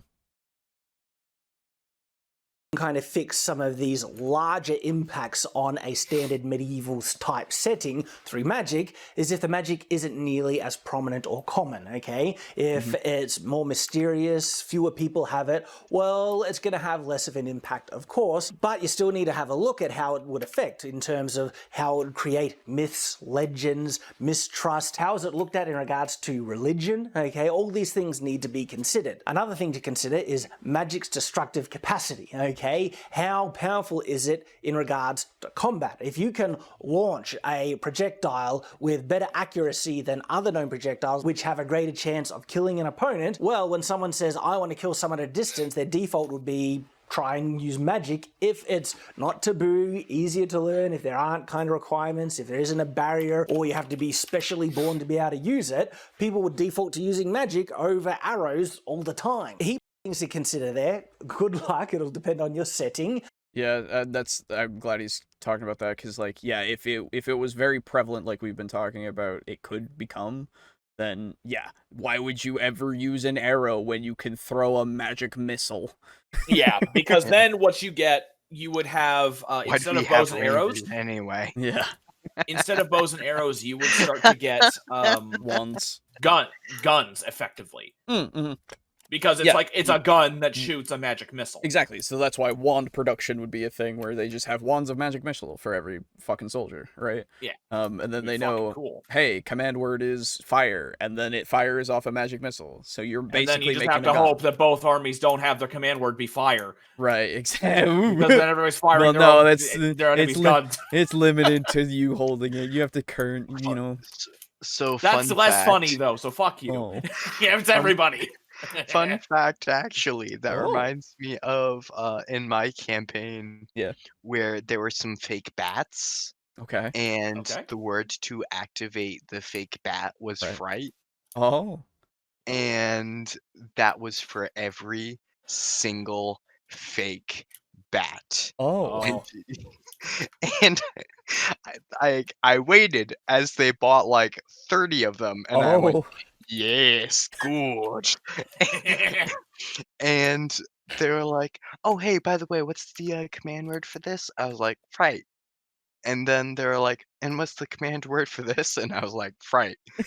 And because like at that point they had already said like, oh, I say the command word, and that was how a whole flock of bats leapt out of someone's back. Nice. Yeah, I really appreciate it for things like that, where it's just like, yeah, they mass produced this, and Yeah. and they were just like, yeah, fucking, they're all Dude, flight, Dude, fight. it costs like 2 copper to buy one. Yeah, exactly. Yeah, That's what what are I you was gonna expecting say. here? As Who long as cares? it's cheap and shit, yeah, of course, that makes total sense. It's not gonna be specialized. You're not gonna be able to control which one gets You should, activated. yeah, you should have gone, why is it so cheap? Why are these so cheap? Oh man. Now's probably not the best time to add a plague to a campaign. It's true. My players are currently dealing with a Or plague the made best. I'm dealing with a plague made by a demon king out of spite that turns goblins into trolls. Oh, Dude! Oh no! That's fucked. That's Oh my cool. god. That's really cool, actually. Yeah, because like fucking goblins breed like rabbits, dude. Yep. And then, this goblin got the plague and is a troll now, and all the rest of them, that 150 in that one cave over there, Yeah. Trolls. that's great. Jesus. Are they still just as smart as regular goblins? Because, I would like, if imagine so, holy Yeah, shit. I would imagine so. Let's move on to monsters, because monsters, well, they seem to be a bit more uniform in regards to certain types of fantasy settings, like the classic goblins, roaming monsters, undead, and other things like that. Those creatures seem to be fairly consistent in medieval fantasy settings, but what we don't often see are realistic changes in the society as a result, all right? If there are monsters roaming the lands, okay, and there's a chance that your lone village can be raided by goblins, orcs, trolls, gnolls, kobolds, ogres, bugbears, and the list just goes on, all right, you can bet that that would affect certain things. One of the first things is that I find it very hard to see any village at all not having some type of defenses or walls around it. And in actual fact, people would group together far more often in a setting like this than not, okay? Safety in numbers. You can have someone on watch all the time and rotate it so it's not just dumped on one person. If you get attacked, you can get all the strong people who are fighting fit to group together to fend off the attacker and stuff like that. So in a more classic fantasy setting, the lone farmstead, just, you know, outside of the village or even in the wilderness, I would basically see to be non-existent. It would almost be complete suicide. And on top of I would actually have to agree now that he's pointed that out. Yeah. Because I've had in Agris there were no walls in that one town Remember? Yeah. And I'm now looking back on it, I'm just like, oh, wait a Eh. minute. That's like asking to be rated. Yeah, that's like really bad. I mean, they got walls eventually. Dude, Yeah, were like they mold built not a them. thing in your world? Yeah, right? I mean, to be fair, the fact that they didn't have walls was the reason why they got so easily destroyed, basically, by those goblins. And then they went and asked for the walls from the kingdom, and then they did get walls eventually. Yeah. So I did actually make that a consequence without even thinking about it. But thinking about it right now, I'm like, oh, my guys were not smart building the town there and not putting up walls into the first place. Mm. So Walls and parapets. Don't Yeah. worry. A lot of my villages don't have walls either. You're good. yeah, it's just one of those things, right? Obviously, my cities do, but not the Right, ones- exactly, Yeah. right. That's usually how it goes in world building. It's usually like small villages don't, Right. cities do, Right. because they don't usually have the manpower. Exactly, but the thing is, even so, there would be something crude, probably, right? Yeah. Yeah, like even some poles. Yes, Yeah. exactly. Or palisade, Together. effectively. Or just a trench that has like sharp sticks at the bottom, right? Like anything to actually like make it work. So I got to start thinking about that actually now. Reminds me of my last city, or Mhm. rather, I had a city where the walls were 1 mile high and Oh my like God. 500 feet thick. Oh my god. Okay. Yeah, Um because they had a That's really cool. good mages guild. that's fair. Yeah. Ah. And it was like the wall was also the barracks. Mhm. Oh. So like if you were a soldier, which was like one of the good like jobs that this town always had a position for, Mhm. like you had basically an apartment already somewhere in the wall. Gotcha. Oh, that's Okay, cool. So that's it's neat. kind of the wall is like an arcology. Yeah. An arcology?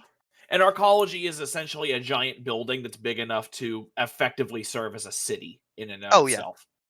Yeah, it was like a barracks for the guards, and there were multiple exits out of it through the city, Nice. meaning that the guards, no matter where something occurred, the guards could get there quickly. Cool. And then the next 2 towns after that had no walls. Yeah, okay, gotcha. Guys, we're all bad writers. They are ravenous, but a faction of highly intelligent trolls have recently cropped up and has allied with a cult which borderline worships them. Oh, Oof. those wells sound perfect for a mega dungeon. Oh yeah, oh they do. That when people go out and work the fields, it would make sense to have some type of armed guard accompanying them, okay? The town guard, town militia, or whatever, and the farmers, like not only farmers, just everyone in the world would be carrying weapons, okay? True. Self-defense would be hugely on their minds. If there's a fact that a goblin might just jump out of the bushes and attack you at any given moment, my goodness, Maybe, the idea of a depending on disarmed your world. society just boggles the mind. No one would put up with it. They was like, no. The exceptions to this, okay, is if you're in a very protected city that has an established city guard and stuff like that, well then in those instances, certain weapon restrictive laws could be in place inside the city's boundaries. If you're wanting to know what the weapon restrictive laws were actually like in the medieval period, I have a whole video dedicated to that subject on the specific sword carrying laws of the medieval period, and that'll help inform us looking at it in a fantasy perspective. But even in this, city that has an established town guard and stuff like that, where are they getting their food, okay? People are going to need to leave the safety of this fortified communal area, whether that's a village or a city. They need to go out, work the fields, okay? And because they don't have modern technology and stuff, that means their level of production is on a medieval standard. So to produce certain quantities of food, they need greater land area to do it than we need in the modern day, and more manpower. In a setting like this, could actually be a bit flipped on its head, where we kind of think that medieval peasant farmer, okay, in a historical setting, well, a farmer could be a noble, brave kind of occupation. It's like, you're a farmer, you go out into the open where monsters are and stuff like that, and you work the field, and in actual fact, the average farmer, not only really the average farmer, the average citizen, it is very likely that they would have seen combat against these monsters at some point in their life. So their martial capacity and training, on average, would be really, really high. Now, of course, this would always be affected by the level, the frequency of these monster hordes roaming. Good backstory for an adventurer, by the way. Yeah, very true. Lost So his a family dungeon. lost his family to like a goblin raid or something. Right. And now he's got like a pick that he uses. Yeah, And yeah. he's like, I'm gonna fucking kill every single one of them. Oh, absolutely. So basically, it's fucking Goblin Slayer? Yes. No, not Goblin Slayer. There was a game that Uwe Boll turned into a movie. Oh god, Fuck. which one? 'Cause- Dungeon. Dungeon Siege. That's it, Dungeon Yeah, Siege. So I played it's Dungeon Siege. Because Yeah. you start out as a farmer, Yeah, I remember. and then you fucking. Yep. Obviously, we're not talking about the movie anymore. Don't worry. No, I know. but yeah, Yeah, like that's fucking- true. No, it's true. And like I like the idea of peasants being looked at as like higher than most other, like, sorry, not peasant, farmers being looked at as higher than most peasants because they go out and they actually work where it's dangerous, right? Yeah. And then they bring in the food and stuff because they're already pretty tied to being more important because they make the food. But then it's like, oh, but you do that at constant threat? Neat. I don't envy your job. Yeah. Right. The land stuff. Frequently they attack. How great are their numbers, and how safe is the general civilized lands? If there is known that, inside the kingdom's borders, like, monster attacks are very, very rare, okay, some of these more extreme results in terms of the armed populace and stuff like that, walls around every city, might be a bit different, yet still, the mere fact that it is possible there could be a monster attack is something that just simply didn't exist in the medieval period. Now, in the medieval period, what were you worried about?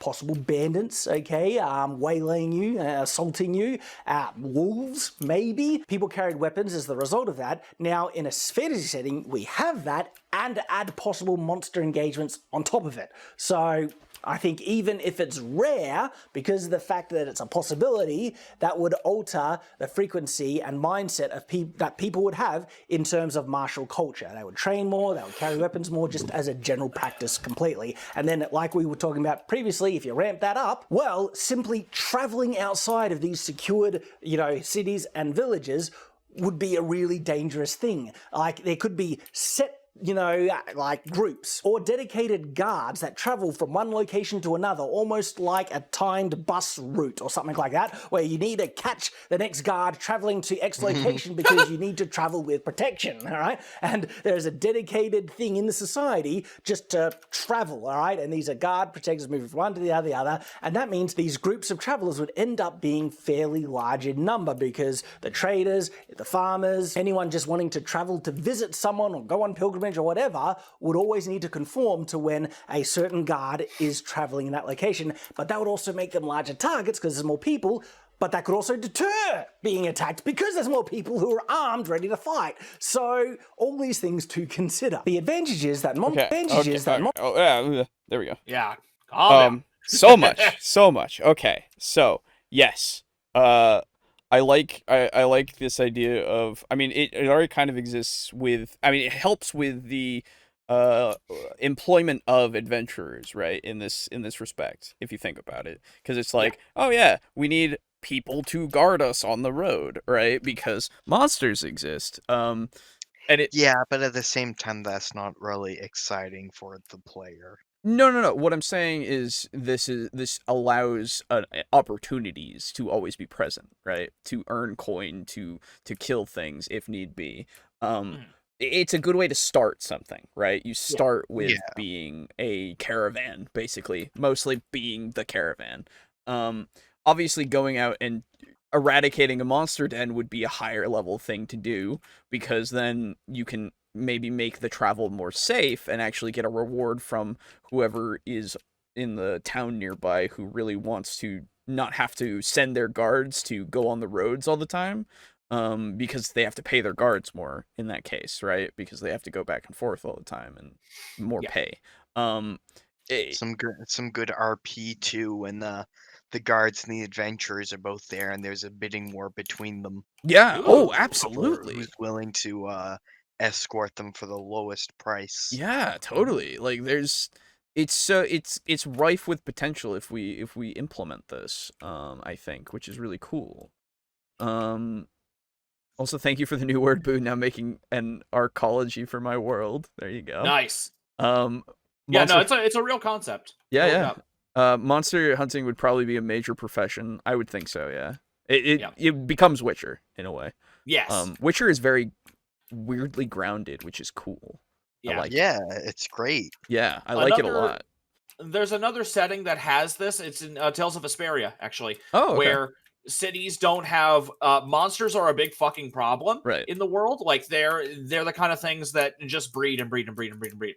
They're unstoppable. Sure. And every city has not walls but a magical barrier. Gotcha. Okay. And people like and the current level of technology, they cannot produce them. Okay. And so barriers are very, very rare. Or they're not very, very rare, but they are they cannot be recreated. And so they're Right. incredibly valuable. Yes. Gotcha. Okay. Those farmers sound precisely how I imagine rangers to be conceptually. Mm. Yeah. So rangers, at least in D&D, they suck. But rangers as the concept is being like basically just a fighter, going out there scouting, and trying to keep things from getting close to the farmers and stuff. I feel right. They become that group of soldiers that goes out with the farmers every day in order to keep that kind of field safe. Or the fields, excuse me, around safe. They patrol the area, they know the lay of the land and they can track things and stuff. Oh man, that's so cool. Fuck. Man, rangers suck. Why don't why don't we make good rangers and things that aren't, I mean, Pathfinder has good rangers, so you know what, never mind. Yeah. But yeah, so I think I think the idea also of it being like, hey, you have bigger groups that travel between places and they become bigger targets, but they also are able to defend themselves a little bit better. But like, big ass monster. I was gonna say, yeah, you got something like a big ass monster that flies down and picks up a couple of people, and then it's like, oh man. We thought we were safe in a group, and then the rock came. Exactly. And he picked up 5 of us in one talon. And then left. And none of us could fly. Yeah. And none of us could travel at that speed. Exactly. So they're gone now.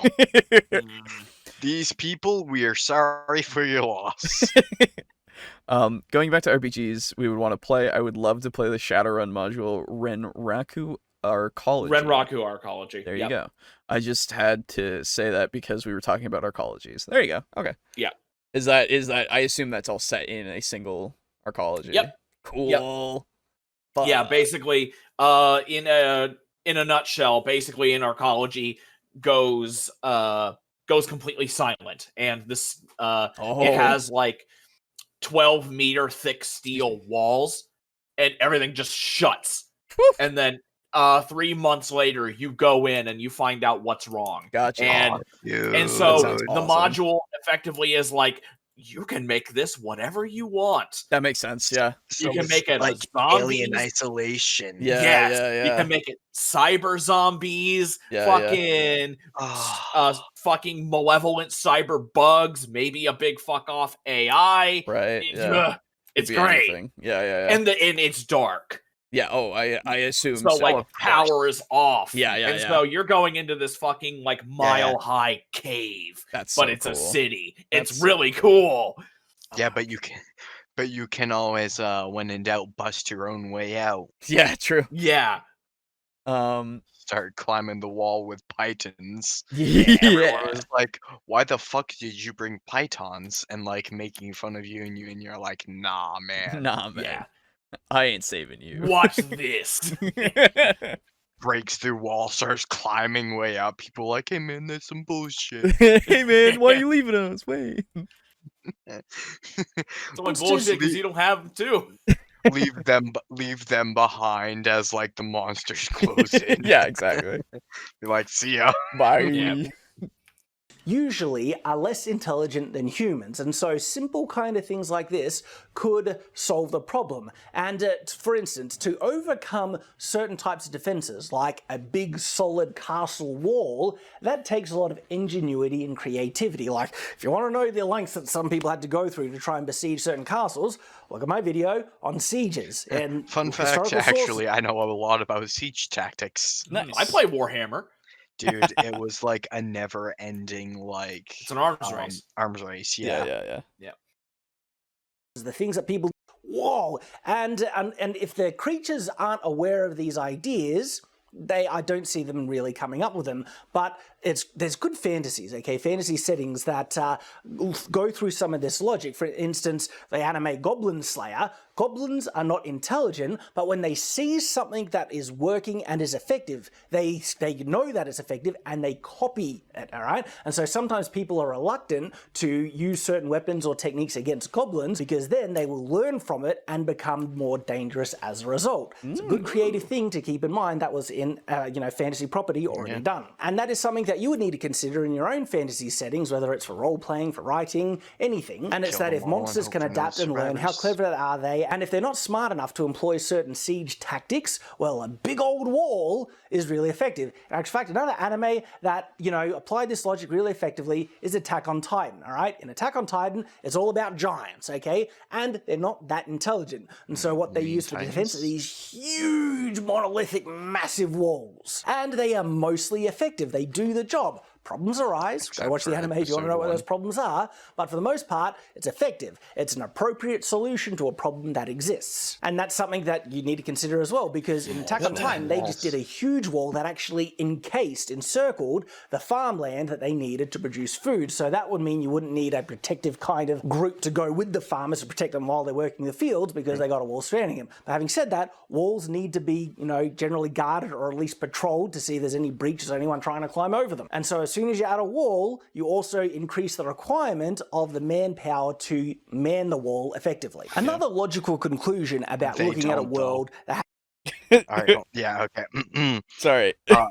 Yeah, they don't, though. Like, they send people out for the scout regiment for a, once monthly, scan. What are you referring to? The Attack on Titan episodes. Gotcha. Okay. He's talking about in general for regular walls, but okay. In Attack on Titan, they don't do this. Gotcha. Okay. Yeah, no, they don't bother. Well, he said they encircled the city with 3 walls. Maria, Rosa, and something else. Sure. The one that gets Shrek episode 1. Oh. They don't maintain those usually. Oh. The Titans don't care because there's no humans even near them. So it just exists and then they continue to walk on. The only real problem comes with the more intelligent Titans who try to break their way in. Gotcha. Shingeki no Kyojin. Hey, someone here knows. Weebs. Yeah. I don't know anime. How No, you like I'm kidding. Durarara still? That thing I didn't watch. No, not you. Alejo. He was What? watching it. Oh, Durarara. yeah. It's still. I'm getting more upset with it though. Really? Yeah. Oh, that's a shame. Yeah, it's just actions that don't match up with what has happened Oh. at all. I'm like, Oh. okay. Apparently that's Wall Sina. Cena. There you go. Yeah. Okay. Cena, Maria, and Rosa. There you go. Yeah, but obviously, you would want to maintain the walls in our fantasy settings usually. Yeah. Okay, yeah. So we're off topic already. Well, for the Titans, okay. So from what you've told me, I will never watch this, and I don't care. but I But do we want may to. have listeners who care. What? But we may have listeners who care. Exactly. So I what I will ask is it possible for you to explain to me why the walls don't work in the first episode even? Is that because that thing is intelligent, or is it because yes. okay. So okay. Gotcha. So spoilers. Of episode Avoid the 1? next. Yeah. Avoid the of episode 1 of Attack on Titan. Okay. And also the trailer. Avoid this for like 1 minute. Okay. 5, 4, 3, 2, 1. The Titans are intelligent. Yeah. The Titans are actually humans who Right, can yeah. transform, Okay. and they don't work episode 1 because they like kick a hole through the wall. Gotcha. And like the Titans like stream in through the hole. Okay. And the Titans, fun fact actually, Nazi society, like, well, Ooh. Nazi-ish society existed. Yeah. Well, granted, this is spoilers, season 3 now. Okay. But like, of humans existed who transformed people into Titans Right. and like kicked them off the ledge to transform and wander the wastes. Oh. And Walsina, Maria, and Rosa were put up as a defense mechanism Right. from the people like in that area who had lost a war and were basically wiped out. Did they put them up because Titans exist now, or did they put them up just because? Oh, they put them up because the Titans. They Okay. actually used Titans whose special ability was like hardening their skin, basically. To make walls? So to make walls. That's like kinda cool. the framework of the wall, like has Titans inside it. Oh. So they basically got in Titan form, froze up their skin, Yeah. got dug out by people, and then like recouped, and then went into Titan, froze up their skin, stood next to the corpse of like themselves in Titan form, Gotcha. and like that was how they made the framework of the wall, and then they basically built around that. That's neat. Weird. Would they have noticed those frameworks if they broke through the walls? Yes. Oh. Actually, they break through the walls and they see a giant face and they're like, what the fuck is this? Okay. How late in the seasons does that happen?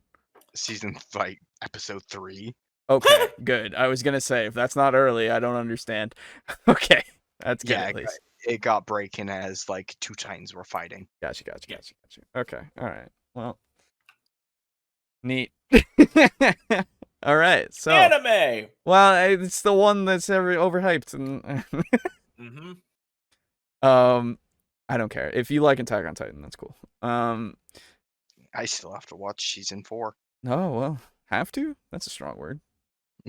Yes, have to. Okay. I thought they did maintain the walls in Attack on Titan.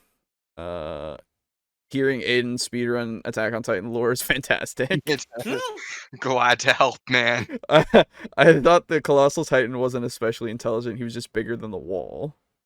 No, he's a named character. There you go. Oh. Okay. And then shit goes down for Bertold and Reynard, the Armored Titan and the Colossal Titan. Okay. And then shit goes down for the spoiler reasons. Yeah, okay. Yeah. Well, anyway. And like I don't recall them maintaining the walls. They cleaned the walls, yes. Clean the But, guts like, off of them, I guess. They didn't really need to maintain, so to speak, like bricklaying the walls. But like even so, like the walls aren't thin. Yeah. Wait, so they don't maintain even if they're broken through? What do you? Oh yeah, no, they maintain even if they're broken through. Like they No. see. What I mean is they don't fix it basically. If it's Oh broken yeah, through. no, they fix it. Oh, okay, so that is maintaining it. At least to the best of their Season 4 is ability. Wilder. Yeah, I know it's wild. I had it basically spoiled for me. Oh. Oh, good. Also, from my knowledge, Attack on Titan is currently the most popular anime globally at the moment. Yeah, I know. People Not don't My stop Hero talking about Academia? it. No. That's basically whenever a new season drops, Attack on Mhm. Titan rises up and then it sinks down. And then Gotcha. once Shield Hero Season 2 comes out, that thing's gonna go. Gotcha. The Because, church like, holy shit. indoctrinated the people into not touching the walls. They were never meant to be broken. Yeah. Oh. Like- Okay. Like at most, I think during like one scene in season 2, they like clean the walls. And then like at Aaron's orders, when they're searching for Bertold, who is hiding in the wall, they start like tapping the wall with their swords, looking for a hollow point. Gotcha. And then like what's his face harmonized with me Maggot. Yeah. The blonde friend of Aaron, whatever his face is, Sure. not Mikasa, but like the other one. Anyway, he finds Bertold hiding and like shouts out and like in surprise, and or actually no, I don't think he finds Bertold. I think the person who finds Bertold gets stabbed and dies. Oh, okay. Okay. Yeah. Fair. But they're searching for the Colossal Titan because they know he's gonna break another wall, and like by kicking his way through, or Bertold or Reynard, I can never keep them straight. Sure. And I can hear the interest in Alejo's voice. yeah. Welcome to the And- Attack on Titan podcast. Yeah. He like pushes out like a fake wooden wall and like stabs the dude, and then Mikasa like falls down and like slashes his neck. Okay. Okay. Cool. Cool. I care. Like, I would probably care. Maybe, I don't know. You told me one thing about that, and then I was like, oh, I don't care anymore. Yeah, we went Yeah. way beyond the 1 minute. Yeah. I'm But sorry. well, no. I mean, No, it's before fine. we talked about it today, No, I'm I mean, talking to our listeners. yeah, that's Oh. true. Don't worry. I'll go back and I'll put a section. Okay, so or something. I don't know. We'll see. Anyway, so no, I just remember us talking about it once a long time ago before that. You told me one thing about it that I just went, oh, I don't care anymore. And it was that it had to do with the dude and when you told me that he was a thing, and then I was like, but how did that not manifest before? And then you were like, it should have. And I was like, okay. Oh yeah, that's And that part I was just like, wasn't oh, Aaron? okay. Yeah. And that part I was just like, oh, okay. Huh. Okay. Anyway, yeah. Anime Titan Yeah, versus 40K. It didn't because Yeah, exactly. And I was just like, oh, okay, nice. That's Imperial Titan easy. yeah. Imperial Titan Oh, wins against yeah, against fuck it. Titan. Dude. Yeah. And Anime Titan like literally cannot do anything against an Imperial Titan. Absolutely. Like it's not about the shielding, it's just a matter of raw strength and like Yeah. gunnage. No, you don't have to. You don't have to apologize for it either. It gives me something that I can actually go, oh, yeah. Something I care about. Imperial Titans. Like easy. Anyway. Has to deal with monsters regularly is something that most fantasies have kind of covered to some extent, especially Dungeons and Dragons, okay? It's the idea of the adventurer, an individual whose whole profession is in some way dedicated to dealing with monsters. Now, in classic fantasy, the adventurer isn't really just a monster hunter. They can be a treasure hunter. They're going out for adventure, not killing monsters per se. And so a natural extension to this idea of the adventurer is the monster hunter, monster slayer, goblin slayer. But to a larger extent, it would be a far more common profession where people that's there. In actual fact, I could see it becoming organized where cities, towns, there might even be a dedicated guild, an adventurers guild or a monster slaying guild, right? Where even if it's a smaller village, there's a group of people whose sole job is to try and keep the area around that village safe. They go out and they hunt for the monsters. You see, we humans, all right, we don't like being killed. Squishy. No shit. And when anything happens like this, where his food is stolen or someone is killed, especially if it's a loved one, we can be rightly vindictive. And if it's, say, like an animal that killed one of our own children, we hunt out that animal and we kill it because that thing is not living. Not only threatened, it killed one of our loved ones. It's dead, all right?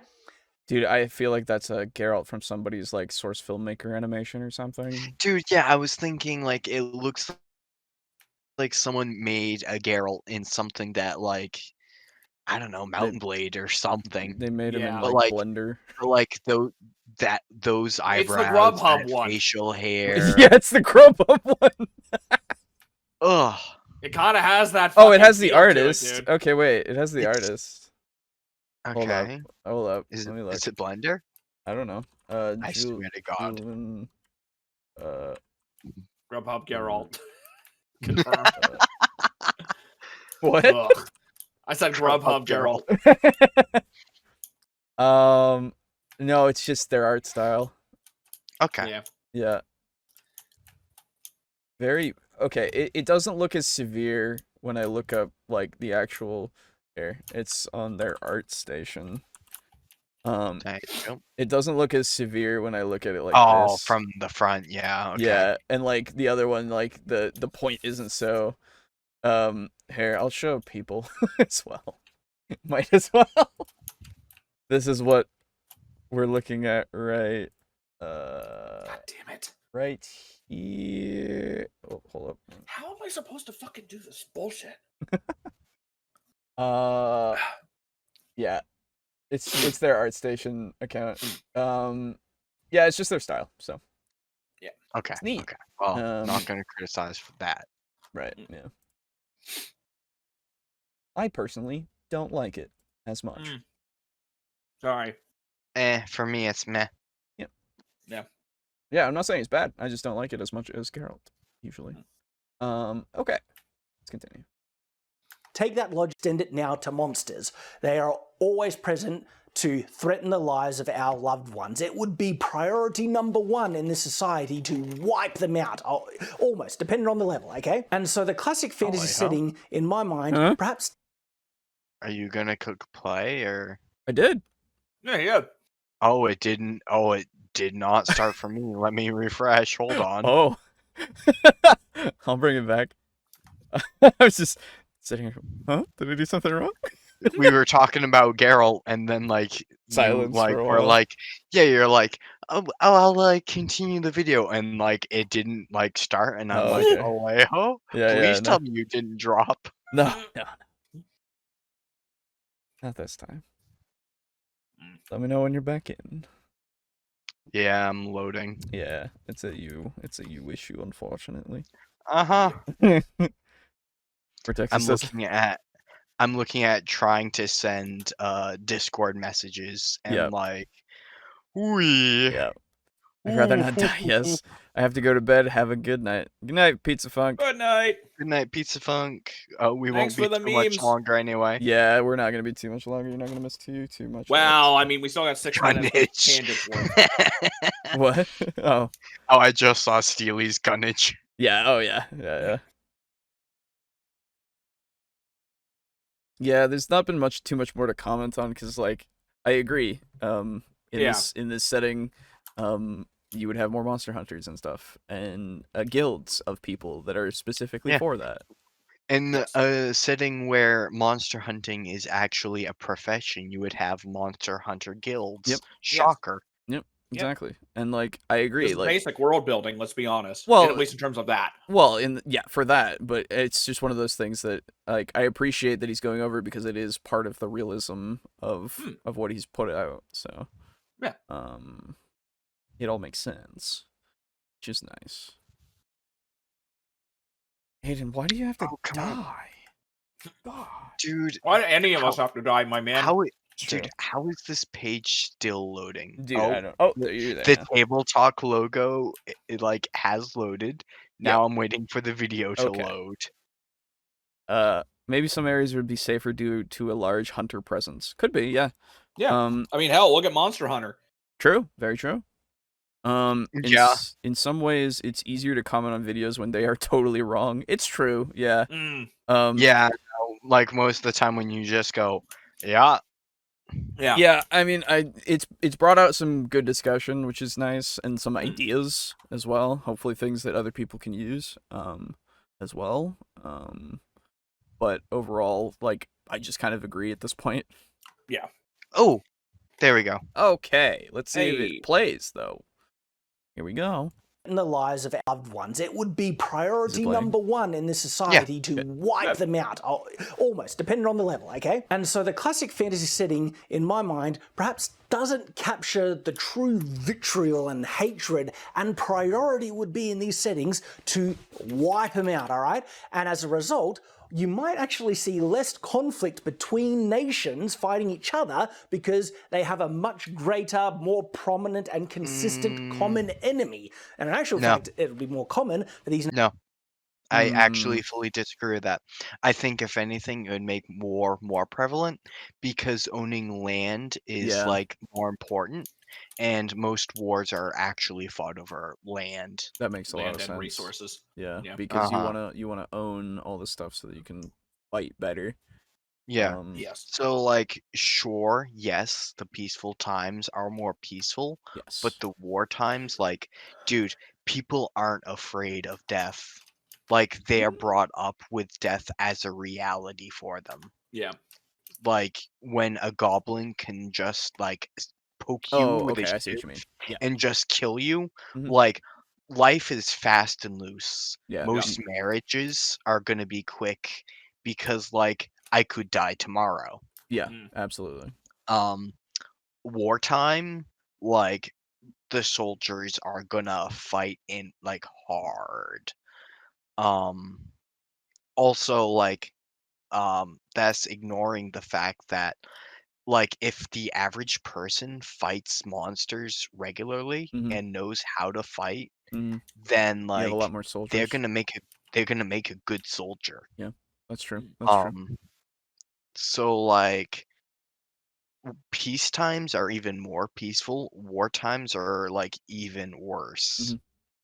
Peace times are more peaceful and war times are more warful. Warful? Yes. Warble. There is only war. There is only war. I actually, Celia says, or what if the country purposely drives monsters into another country? Yeah. Yeah. Very much so. Use that to your advantage in order to start doing like quick like lightning attacks, not lightning, brain. Blitz. Thank you. That's the word. My brain went to Total War. Legitimately went to Total War and was like went to lightning strike. Lightning strikes. Yep. And I was just like, that's what that is. Anyway, aside from my rapid degeneration of my brain cells, but yeah, literally using that in order to make a force or a settlement or a city weaker so that you can then go in and pick them off, like, that would be a tactic I would assume that would be used. Or even fucking trying to tame them, you know, and use them in such a way potentially could be a tactic because, again, we talked about sieging castles as an arms race. If you can siege with a bullet, think about it. With a bullet? With a to bullet? shoot them with? Yes, with a bullet. No, a bullet. It's a bullet. A bullet. Yeah, that. A bullet? Yeah. Yeah. You get them, they dig under the walls, they dig into the square, and then you have a fucking entrance. Like, dude. Oh, you're actually talking actual bullets with like magic missiles. Never mind. I was gonna say, can you imagine tamed monsters to bring down walls? But never mind. That too. I was talking about the digging one. Yeah. Yeah. Because I was gonna say, like, either like a troll or a bullet just like pounding away. Yeah, exactly. It would give the So and so deals double damage to structures in actual reason to exist. Yeah, it's true. Yeah, Siege absolutely. monsters is fucking pointless. Siege monster. What? Or siege attacker, I should say. Yeah, Siege yeah, attacker it is is. worthless. It is, unfortunately. When you die for nothing, you'd happily take the chance to give your life for something. Yeah. Yeah. For the Emperor? For the Emperor. Gonna be a hero. Dies. We can win the day with the power of friendship and this gun I found. Yep. Exactly. So Guys, no, it's fine. The healer will cast Revivify on me. Nah. yeah, totally. Famous last words. So yeah, actually, now that you've brought that up, I agree with you. War. Big. Nations to ally against the monsters and try and wipe them out because it's to be fair, this could happen. Very much so could happen if you have rulers that are benevolent. They could very well make alliances with other rulers, and then you have your other nations that go fuck you, and then they go and they try to kill you while you're taking care of monsters. Like it's totally possible. For the Emperor, onwards, Marines. Hell yeah. Nice. Fucking Cadia stands.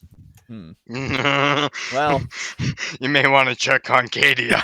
Oh no, I know it fucking nukes. I just always think Cadia stands. Whoa. It's the best fucking quote ever. Yeah, well, you may want to double check. Wait, is it back? threatening every No. Okay. No, it I was wouldn't. about to say, like, You are roboting out for me, my dude. Yeah. really? Yeah, real bad. Yeah, I got a little bad. Oh shit, connection. Yeah. All right, let's try to power through while we can. I guess. I think you're fine. I can still understand you mostly. Yeah. everyone. And so this raises an interesting problem in fantasy that I haven't really seen kind of come up too much. And it's the idea of how would humans let these creatures live so long in a fantasy setting where it's like this kingdom has been around for 1,000 years and monsters have always been there? If monsters have always been there, why the heck haven't we wiped them out? They're killing our children, they're killing us, they're taking our food, they're attacking our cities. Why aren't we wiping them off the face of the map? And so you could have a fantasy setting where perhaps it's already done and the monsters are rising again.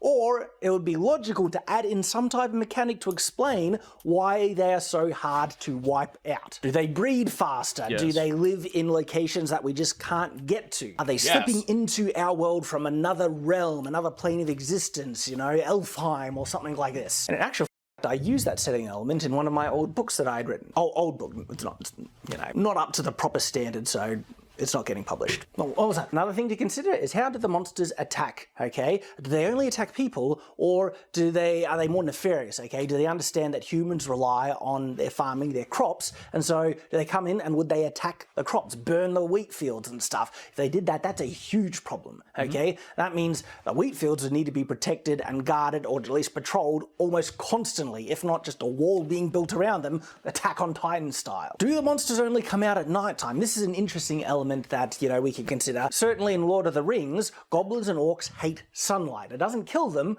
but it makes their legs wobbly and they get dizzy and even a bit sick and they don't like it. I know this because I've just been recently rereading The Hobbit. That would absolutely affect things because that would mean nighttime would be a hugely, like, scary, dangerous thing. Who would go out at nighttime would be a big risk. You would want protection. You would want guards going with you if you're traveling at nighttime, of course. Undead, my goodness. Like, seriously, if undead exists in the world, every single corpse, we have someone when they die, they'd all get burnt. Burnt to like just burying someone to the chance that their corpse might, you know, rise from the dead.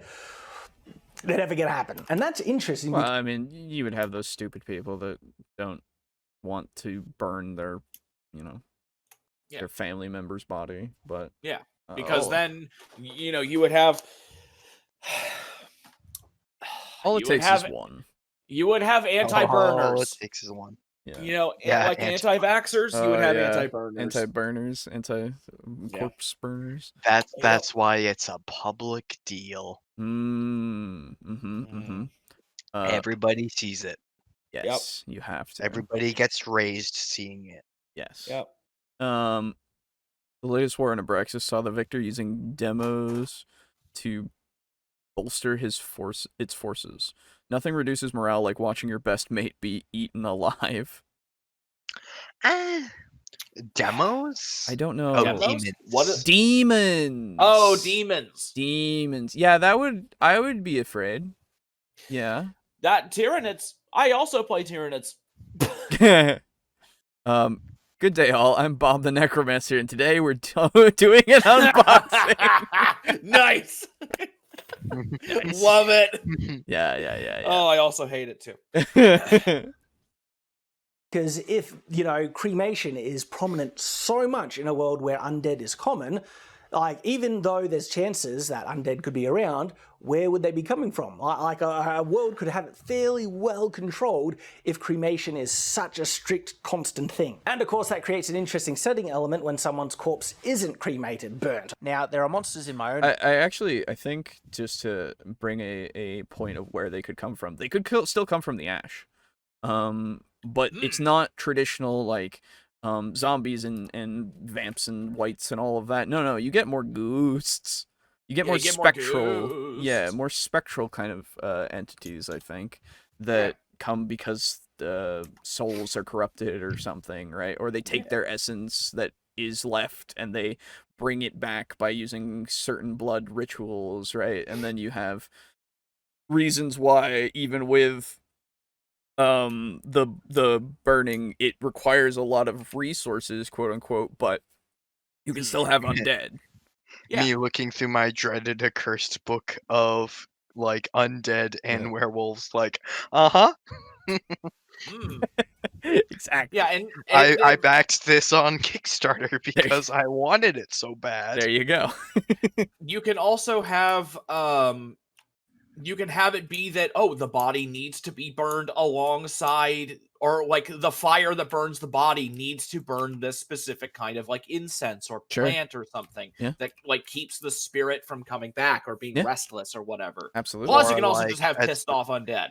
Or just steal the idea from The Witcher of there's like a certain something that needs to be destroyed so the ghost can be gotten rid of. Oh, I yeah. mean, Whatever it's a classic, they're bound burn to. the bones. Yep. Shit. Yeah. Or Whatever salt they're the bound bones. to. Yep. novel, of course. What did I do to try and address some of these logical implications? First, where are they coming from and why are they so hard to eradicate? Well, Everfall is a world of perpetual day, and this is quite significant because any person who is trapped in darkness for the period of 24 hours turns into a monster, what is called a shade, and they obtain that evil magical power called light blaring. They lose all their humanity and become insane, bloodlusting, crazed, savage monsters without any mercy. This, of course, has made people very afraid of darkness, but sometimes accidents happen, and the Shade also try to kidnap people to enhance their numbers as well. One of the logical implications of where these monsters actually come from is that the world is very, very strict in records. They keep an annual census of every single person in the world to try and keep track of missing persons and who might have disappeared and been turned. When there are enough Shade, they are able to group together and pool their light blaring powers to push back the light over the entire world and cast night upon the land. Cool! Nights are apocalyptic events in the world where the Shade just spew forth out of deep caverns in the ground to try and wipe out all life, and everyone has to fight as a result on this because it is so desperate. It's through desperately using sunstones and other sources of light that people are able to prevent being turned. As a result of the looming threat of an oncoming night, every person in the world carries swords and learns how to use them. There is a massive sword culture within this world setting as a natural result of the type of monsters that exist in it. But this has also affected the underlying culture where dueling has become a very socially respected thing and a means whereby one can gain prominence and prestige. They display their victories on tassels. Now, of course, I can't go into every single element because the setting is very detailed, but this is just some examples of what I personally have done to try and look at the logical implications and effects that monsters would have on a society if it actually existed. Sounds like a good read. All these things, fun things to consider. And what do you think? okay? Because there's so much. I can't cover it all in just this video, but at least, hopefully, I'm giving some ideas, inspiration, pointing us in the right direction of the things that should be considered in a fantasy setting, just the regular people, society. How do they live? How do they get their food? How do they build their homes? How do they protect themselves? How do they adapt to these things, whether it's magic or monsters? So I'd love to hear your thoughts in the... Okay. Thanks, Shad. Good video. I like it. Very thought-provoking. Yeah, I disagree with a couple minor contentions. Yes. You disagree with the contention? Or Well, you disagree with the point? I disagree with the point, and I have a contention with There you it. go. Oh, okay. Sorry. Namely about the war The thing. war thing. Yeah. Yeah. Yeah. You've convinced me on no, that. I think I may have actually missed that. What was the war point? He said that nations would be more likely to work together because monsters yep. exist. Yeah, And I I'm agree. like, the peace times are more peaceful and the war times are more warful. Yes. Yeah. Okay. But yeah, overall, very good. Yes. So if you haven't yet, you should go watch Shad's stuff. He's got good stuff.